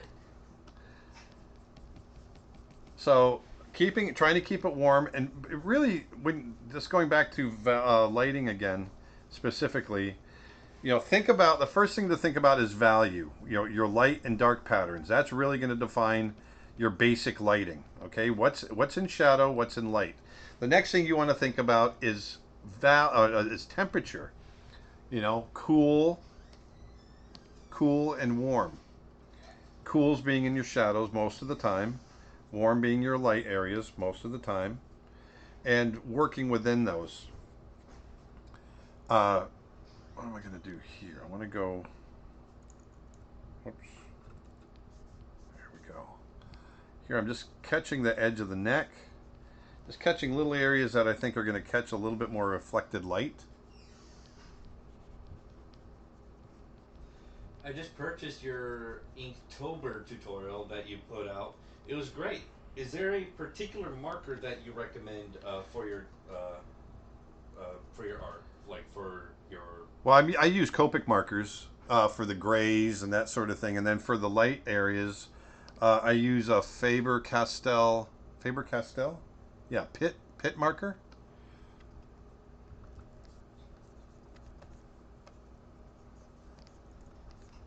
I think he meant to say for your grays, but he accidentally wrote it as your grace. Oh yeah. Well, my grace, yeah, because I am graceful. The blessing. A blessing. Name that movie, somebody. Name that movie. I really want to say it, but I'm just going to keep Don't my say mouth it. shut. See if somebody else picks it up. They want you to say grace.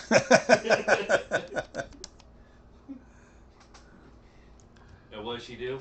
I pledge allegiance to the flag. Just let her finish. Yeah, just go with it. She was the voice of Betty Boop. Was she? Yeah. Wow, never knew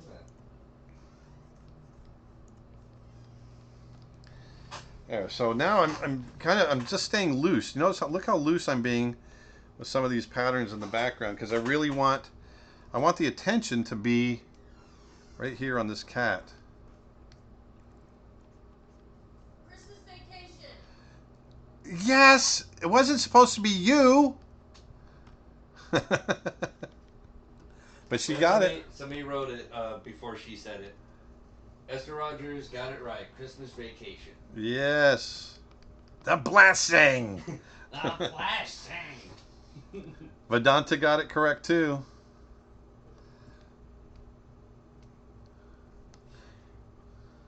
How does color temperature influences pencil drawings or charcoal drawings? It doesn't, unless you're working with colored charcoal, in which case it's the same as painting. So it doesn't really. Here I'm adding a little bit of detail around the eye right there. I want to get some nice. Yep, Christy got it correct as well. Christmas vacation. Yeah, baby. Christmas vacation. Here, okay. So that I want to jump around a little bit. Jump around. Jump around. I want to get rid of I want to get rid of the drawing around the chin. There and there. There's a new small Faber-Castell pin artist pen with white ink and a brush tip, just for your information. Oh, and a brush tip. Yeah, because I use it and it doesn't have a brush tip. That's pretty cool. So I'm going to do something different. I'm going to put a layer on top. I heard that a lot of animators are bad at sports and were always picked last to join the team in elementary school and or high school. Did this also happen to you? I'm an intern at an animation studio here in the Netherlands, and we talked about this today, and everybody had this problem. No, I actually was pretty good at sports, so I didn't have that problem. In fact, you were in a wrestling team back in high school, right? Yeah, yeah, I was on the wrestling team. I was a little bit of a scrapper. I wasn't a great wrestler, but I fought a lot. I wouldn't say I fought a lot, but I fought a lot. I stood up for people. Yeah. But you guys did a lot of sports in the animation studio. Yeah, we actually did a lot of sports in the animation studio. Yeah. Were you always the last one picked No. among the animation? No, but you know what? I am terrible. I am terrible at basketball. Horrible at basketball. Except I can spin the hell out of a ball. You could. I can spin the hell out of a ball. Although I think my favorite sport moment with you was when we were all working at Digital Domain and we had that softball. The way you ran from base to base. Well, I'm fat now, man. Give me a break. Your stomach was running ahead of you. You had your back arched, your arms bent and everything. You had the jog down. You were making such small jogging steps. I was like, And your belly was sticking out further than your head. Like, you're supposed to lean forward, not lean I'm back. a fat ass. You gotta give me a break, man. I'm not the same build I was when I was 20. Any faster, you'll be called a meteor. So I'm gonna give it some light, some dappled light in the background. What are the current settings of this piece? Do you work on 300 DPI or higher? This is 300 DPI. My heel accidentally hit the pedal to make it go lower. I am working at 300 DPI, and the size is 20 inches by 16 inches. 20 by 16? Correct. What would that be in pixels? Like the usual 1920 by 1080? Oh, I know what I'm doing wrong. I gotta put that over the top. Now I went up there. See, that's what I want. Some nice bright light back there. In pixels, I don't know what that is.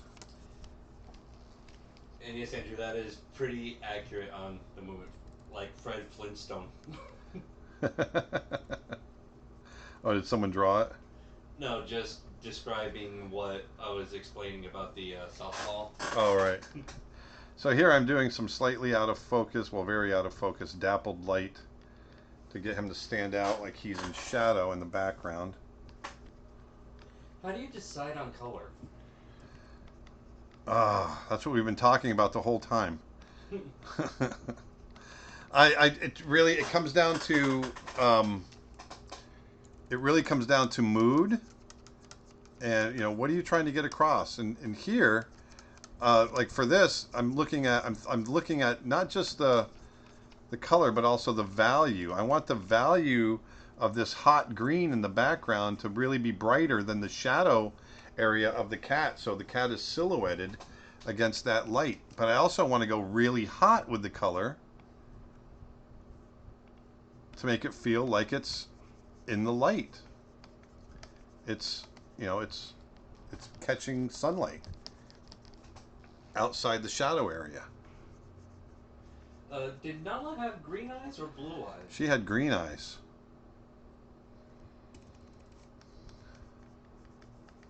What do you think about the new updates for Adobe Max this year? From what I know, it's great. I haven't updated yet. Yeah. Yeah, so there's that. Yeah. Okay, so I'm going to go... I'm going to go over the top of that again. Now I'm going to go back to my greens that I was painting with. And now watch this, because I've got...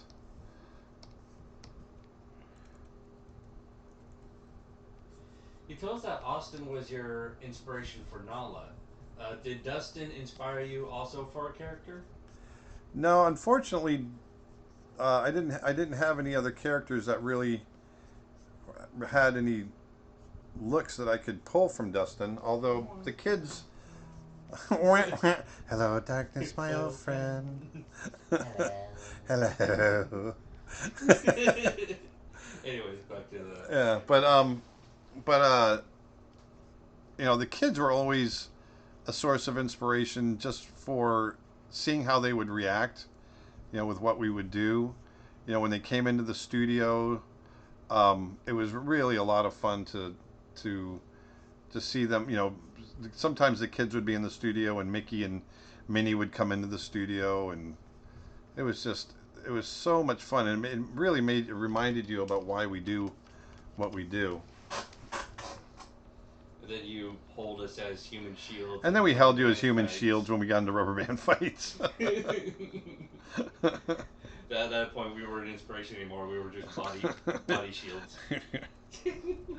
Who's gonna shoot a kid? Come on. Baby coming through. Oh, but we did. Austin and I did do a lot of modeling for you for your concept art for King of the Elves. Yes, actually, you're absolutely right. When I was doing King of the Elves, you guys were part of that. I forgot about that. You're perfectly right about that. Hee hee.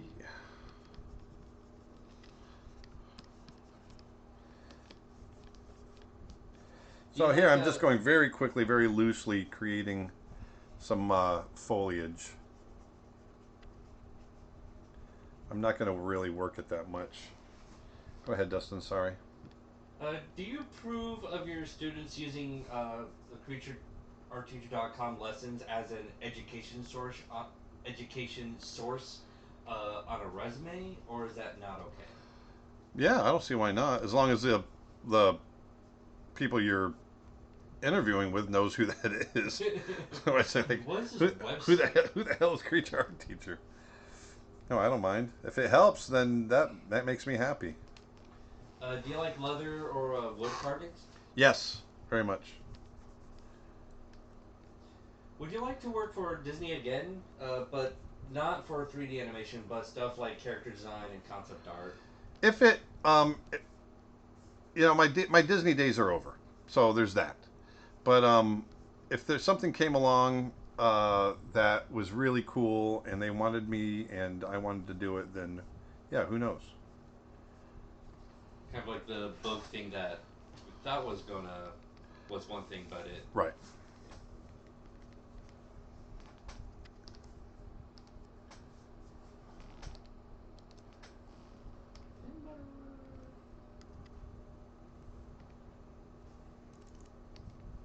Whoa, whoa, whoa, not so fast. There we go.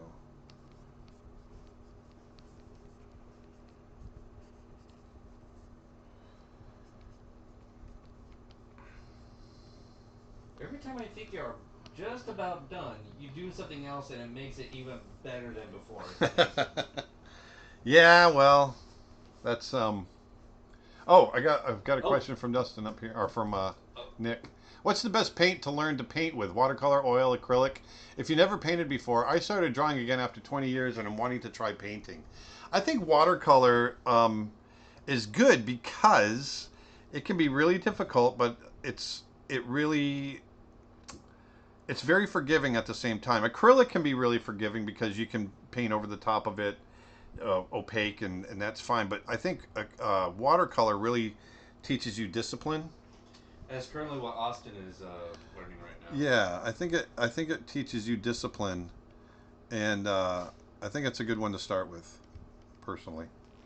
Have you seen any Norwegian animations? Specifically Norwegian, I can't think of anything. I may have and not realized it. I can't think of any either. Are you still doing the Art of Lion King book artwork? No, I'm not. I bowed out of that because the subject kind of changed, and so it wasn't up my alley, so I didn't do it. Am I going to do a spooky drawing for Halloween? Yes, I am. Happy Halloween! Yes, because it falls our Tuesday next week. Our Tuesday,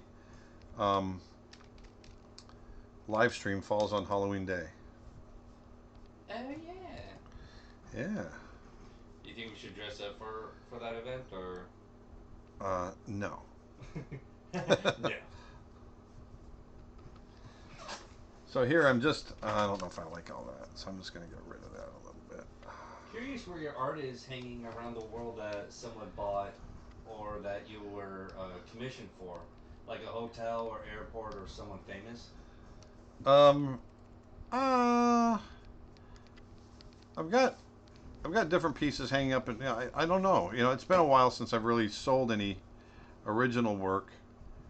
Um, yeah, it's, I don't know what to tell you. So he said, you can dress up as Dustin. That's kind of funny. We can, basically swap roles. Although we kind of do that already. We've kind of shared each other's clothes before. Oh, Halloween is Wednesday. Sorry, yeah, Dustin. Sorry, yes, you're right. Halloween is Wednesday. I had it in my head for the last couple of weeks that it was Tuesday. I know it's Wednesday. I just slipped. But we're still gonna do Tuesday.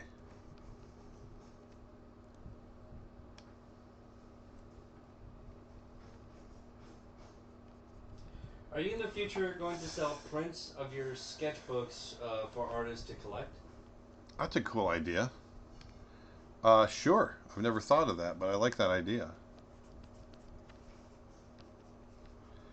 So here I'm just adding a little bit of reflected light on some of these surfaces back here.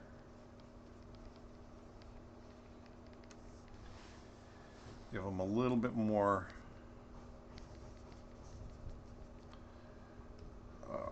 gray that out a little bit more. There we go. Yeah, I wonder what's going on at your neighbor's place. Oh, they're putting in a roof. If you hear pounding in the background, my neighbors are putting out on a new roof, or they're not doing it, the roofers are, but it's been a pain in the butt because I've been trying to shoot new videos, and all you can hear is pounding, hammers pounding in the background. Yeah, I got a Twitch question. First one, any plans on going to Sweden anytime soon? No, I do not have any plans on going to Sweden, although I would love to. Second question, I'm really considering getting a premium membership, stream membership on your website. Got any new courses coming that you're able to talk about? Yeah, well, first of all, it's full of courses. If you haven't gotten any, there's already a ton of courses on there. But we've got a brand new course coming out from Ronnie Williford on plein air painting, which is going to be great, especially if you live in Sweden, because Sweden is a paradise for plein air painting. And then also I've got my acting for animation course coming up in about 4 weeks on creatureartteacher.com. And so there's 2 right there. We've also got a sculpting course that's going to be coming out in the next few months. We've got I've got another course coming up that I'll be doing after this one on a couple of them on watercolor painting, oil painting in the studio. Where I'm going to take you through an entire process of how I do an oil painting, a wildlife oil painting, some of my wildlife work. So there's a lot of stuff coming up. So, you know, a lot of people, if you're able to talk to anyone that's already gotten the course or gotten the membership, talk to them, because one thing I'm proud of is that we've had a lot of good customer satisfaction. What are you laughing at, butthead? Dustin, next live stream demo, animation of Aaron running bases. That'd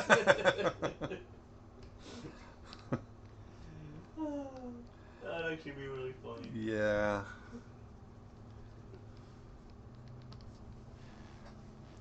Oh, I've got some really embarrassing stories when it comes to that, but I can't share them here. My brother asked, do you like Bob Ross? I love Bob Ross. Love him. How can you not like Bob Ross? Bob Ross brought I want to be the new Bob Ross. Bob Ross brought art to the masses, and he was kind-hearted, and he was good, and he really did a good thing with what he did, and I would love to be able to do what he did.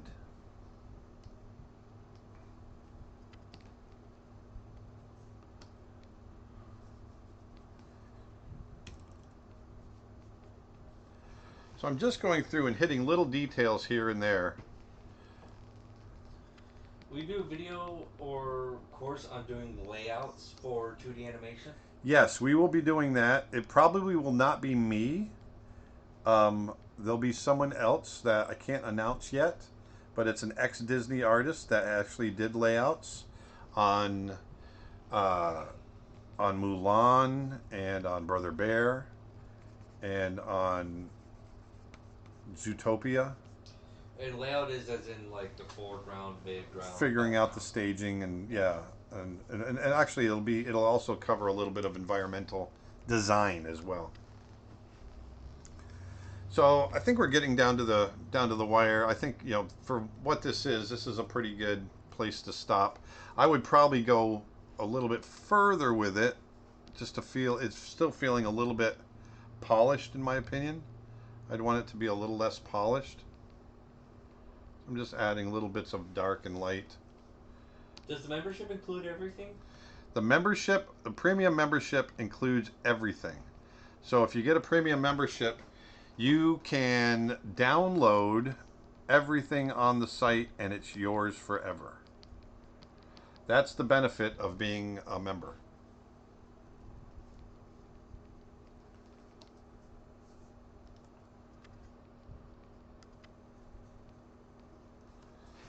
There we go. Just catching little bits of light here. A little bit of light there. I'm just hitting little details now. When I try to paint shadows or highlights, they look messy and dirty. How can I improve or change that? Well, it's really keeping control of your color is a big part of that. And try to think of your light and dark areas as big shapes first. You know, you got to think of them as shapes and try to stick with that. That's a big part of it. I'm going to go a little, I need to go, I need to go a little darker with our cat. I go a little multiply.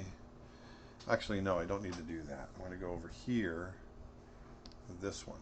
That's the extra dark area. So you're like the Bob Ross of digital age. Hey, thank you. I like that. Will you get Glenn Keane to do a course on your website? You know what? If I can get Glenn Keane to do a course on the website, it will. Yes, I will strive to do that. You just call him, hey Glenn, do a lesson for me. Yeah, I wish it was that easy. Glenn is very busy. Oh yeah. So I'm just going to push this back just a little bit.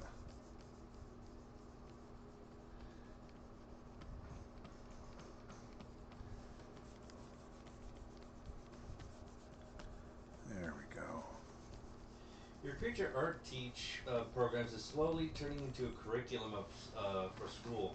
Are you planning on actually transitioning into a school? Yeah, I'd like to do that. We're trying very hard to get schools to start officially picking us up rather than doing it on their own. So that's something that we're very interested in doing down the road. Do you like Gary Larson? I love Gary Larson. Yes. There we go. I like pushing that dark just a little bit, maybe pushing the dark a little bit more back here as well. Getting that head to pop a little bit better.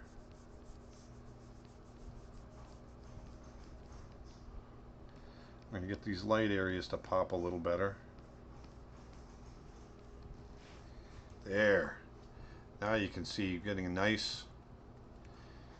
I like to go back and forth, see how it reads. Now I want to do one last thing. I'm going to... Oh, you know what we haven't done? What haven't we done? You know what we should do? We should save it. That would be a good idea. You should save your work constantly, like the fact that you need to make sure to put away your shopping carts. Yeah, exactly. It's kind of the same deal, but with saving your work. Yeah. So let's do. Have you set I the can't. autosave yet? I may have. I don't know. I can't remember. That'd probably be a better bet. So let's put everything in a group, and I'm going to copy that group, and I'm going to merge the group. So everything's on one layer now. See that? Boop, boop, boop. Everything's on one layer. Now I want to rough it up a little bit. I want to lose some edges. I want to create some fur. One thing I like to do is I'm going to come down here, and I've got this brush. It's a lot of dots. You see that? And I'm going, well, actually, I want it on my smudge tool, so I've already got it set up there. And I've got it set at 65%, but watch what happens. I can Oh my create God, little was bits it of fur. saved? No, it wasn't saved. I'm just going to go through and just rough up a few edges and create fur. You see that? Especially on the chin right here. I take it right on the chin. Hey, when you meet an artist you admire, what do you talk about? I try not to geek out. Try. I try not to geek out. I try to talk about art and some of their experiences and whatnot. And whatnot. And whatnot. Do you watch explore.org live cams? They just put a polar bear cam up. I do. I haven't seen the polar bear one, but there's the one for the salmon run for the grizzly bears up in Brooks Falls. I watch that one pretty regularly.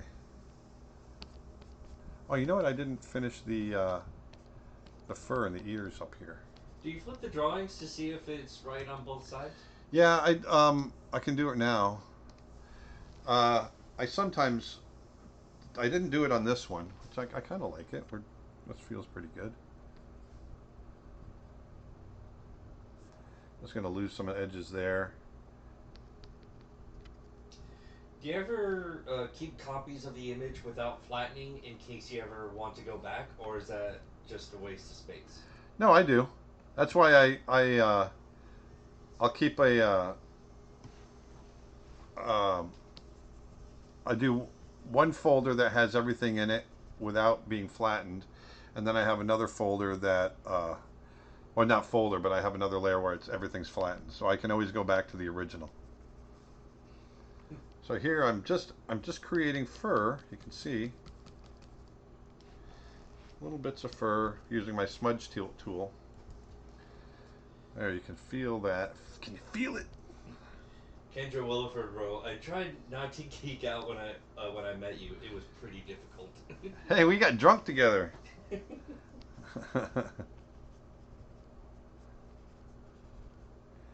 Sorry, we had drinks together.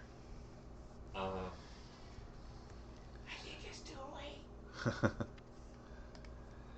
All right, so I'm going to push image adjustments, hue, saturation. Let's push some of that saturation a little bit. Does it need a hint of red? I think it might. I'm pushing the saturation right now.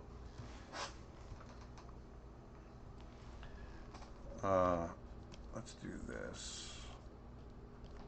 There. We're getting some nice fur happening. Let's put a layer over the top of it. I'm going to set it actually to overlay. See what this does. I'm going to grab some orange. Go a little darker with it. I'm going to knock 3 times on the ceiling if you want me. There we go. And I'm going to knock the opacity way down.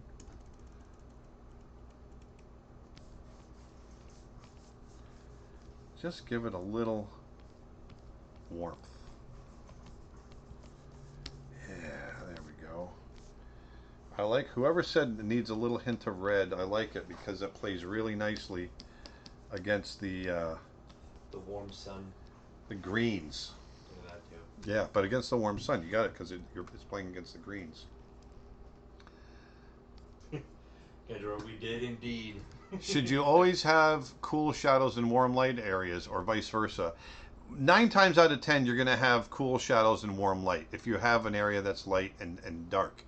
That being said, there's certain lighting situations, artificial lighting situations, where it's not necessarily going to be that way. So, so that's that. I need to find my plants, my foliage brushes. Where are they? Right here? No. Looking for my foliage. They're somewhere over the rainbow. Right here. Is it this one? No, it's not that one.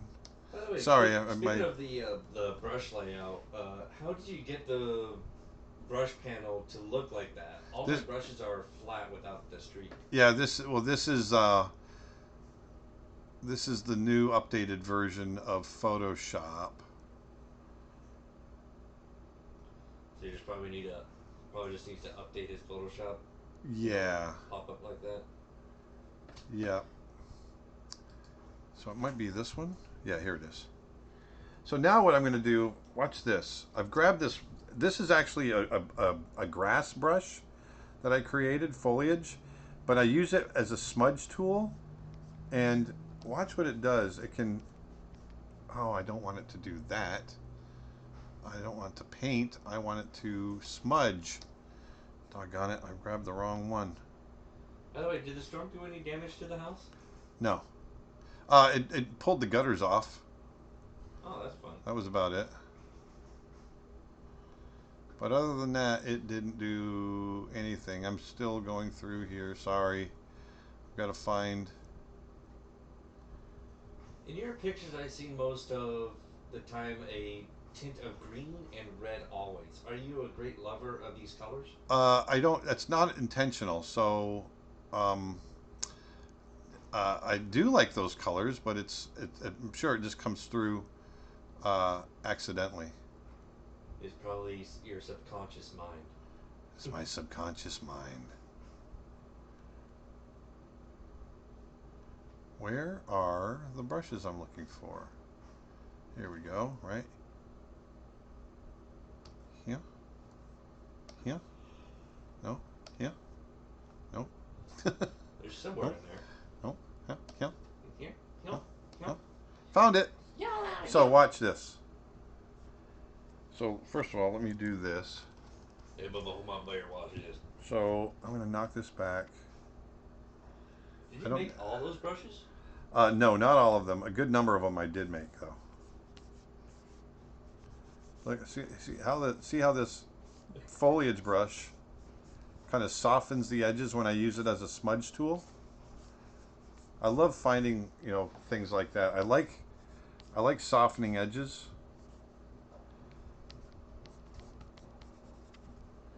There we go.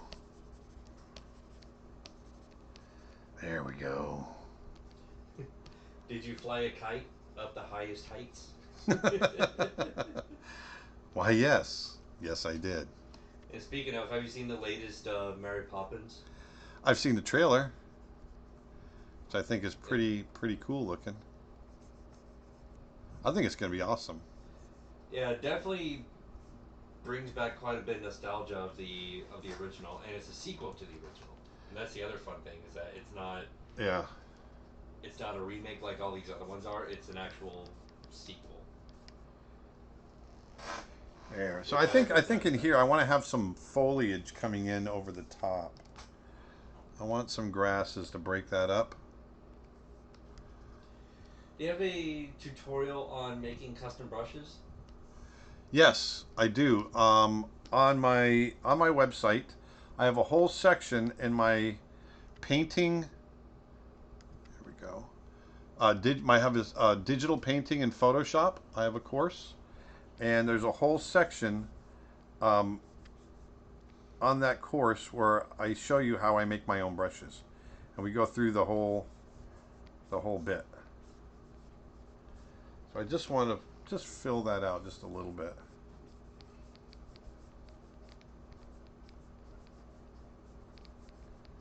I like this kind of calligraphy approach to doing the grass.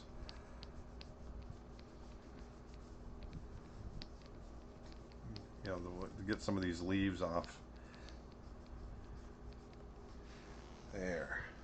Just want to break up some of that space.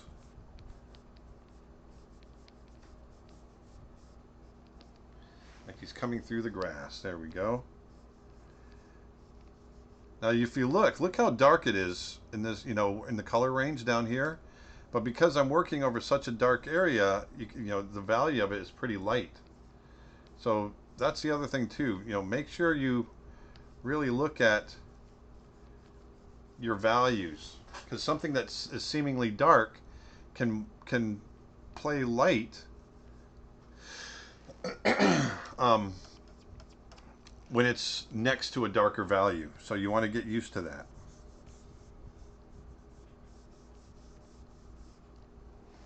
There we go. So he's coming through the brush. Coming through the brush.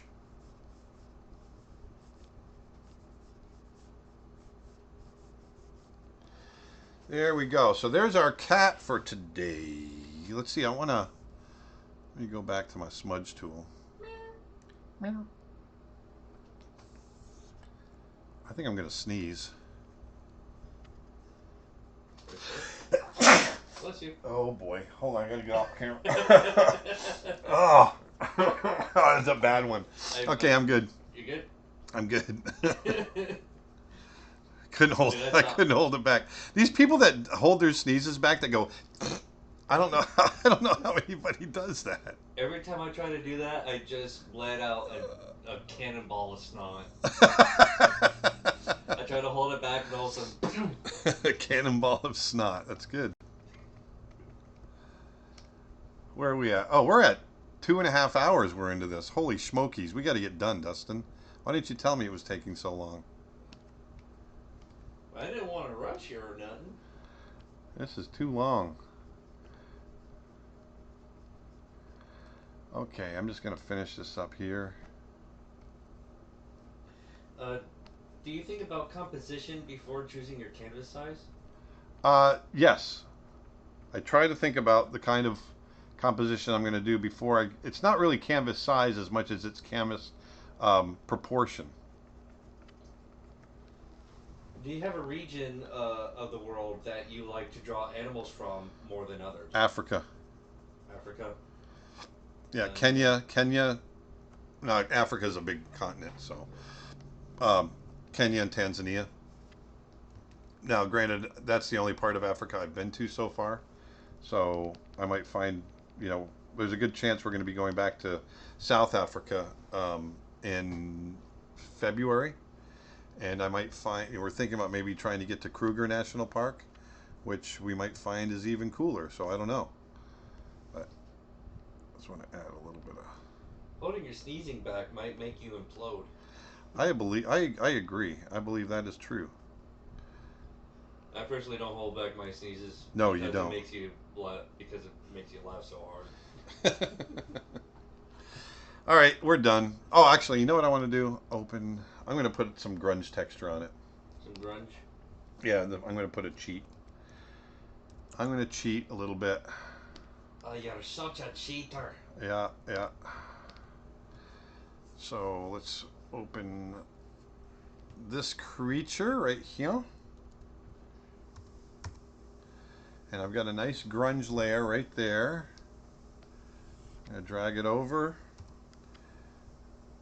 Edit, free transform. I'm going to rotate it. And put there, and put it there. I'm going to increase To the latecomers, the opacity. you've been using a reference for this image, right? I have been using reference. I'll show it to you in 1 second. Can you please show a black and white version? Yes, I can do that. Here we go. I'm just going to go in here and lighten this up. Get rid of some of the grunge on here. Maybe some of the grunge there. And let the rest of it just kind of sit. Remind me later. Okay, let's get this. Whoops.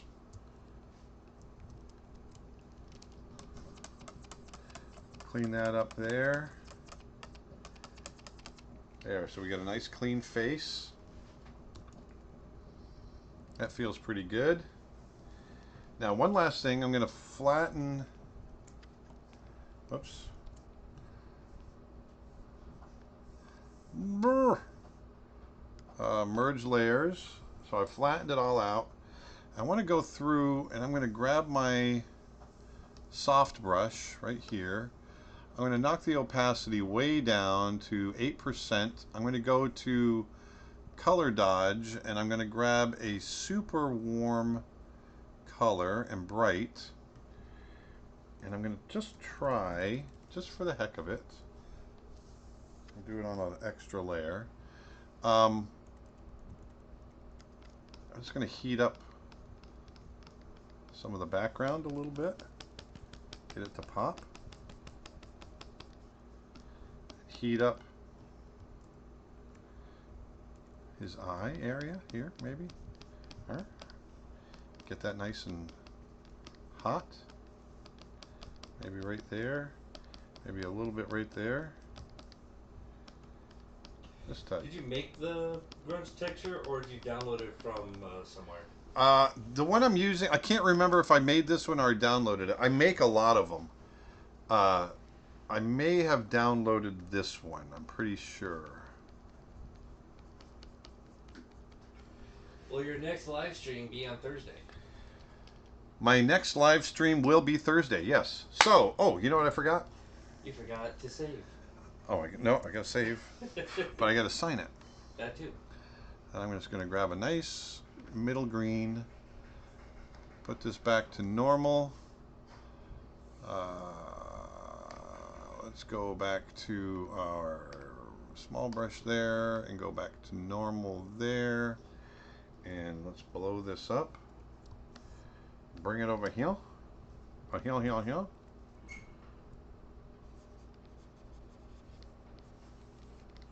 And that's way too distracting. I'm going to knock that value way down. There we go.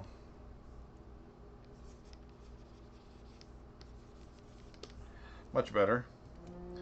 There it is. There is our painting where we talked about lighting. So once again, I want to show you guys, I know this is a long one, but I really enjoyed it. And I am going to show a black and white version, so don't worry. Here's what we started with as our reference. Let me get rid of this guy. So look at what you can do. You know, don't let that reference dictate to you what it is you're going to do. You can do whatever you want. Okay?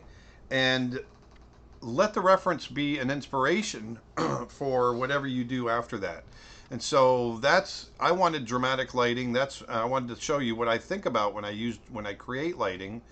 Let the lighting, design the lighting in a way that's going to allow you to create more drama for your piece and guide the eye to the places that you want the eye to look. So, you know, most of my contrast and detail is in the face and it's in the expression. That's where I want you to look. And so that's what I've created. So that is my approach to lighting. Let's look at a black and white version of it. Let me do this. And let's go to image adjustments, hue and saturation. Let's just draw all the saturation right out of it. So now you can see, even with it black and white, you can still feel the drama because I was very careful about the values, meaning light and dark. The areas where I wanted more attention, I allowed there to be more contrast, which is in the face, detail, that sort of thing. And then I let everything kind of fade away after that. So there's the black and white version, there's the color version. Black and white version, color version. Okay? So that is my approach to lighting. So I hope you guys enjoyed that. Thanks a lot if you guys stuck with me for the whole 2.5 hours. That was fun. I'm going to be back again on Thursday doing another live stream. But until then, go out and put some beauty back in the world. Seriously. And be nice to somebody because there's a lot of people out there that need us to be nice to them. And it's just not happening. So let's make somebody's life better and put your grocery cart away. And with that, I'll just see you guys on Thursday. Thank you so much for hanging out with me for the last 2.5 hours. And remember, go over to creatureartteacher.com. That's creatureartteacher.com, my website, and check out some of the stuff we've got over there. I will see you Thursday. Dustin? Hi, guys. Scotland.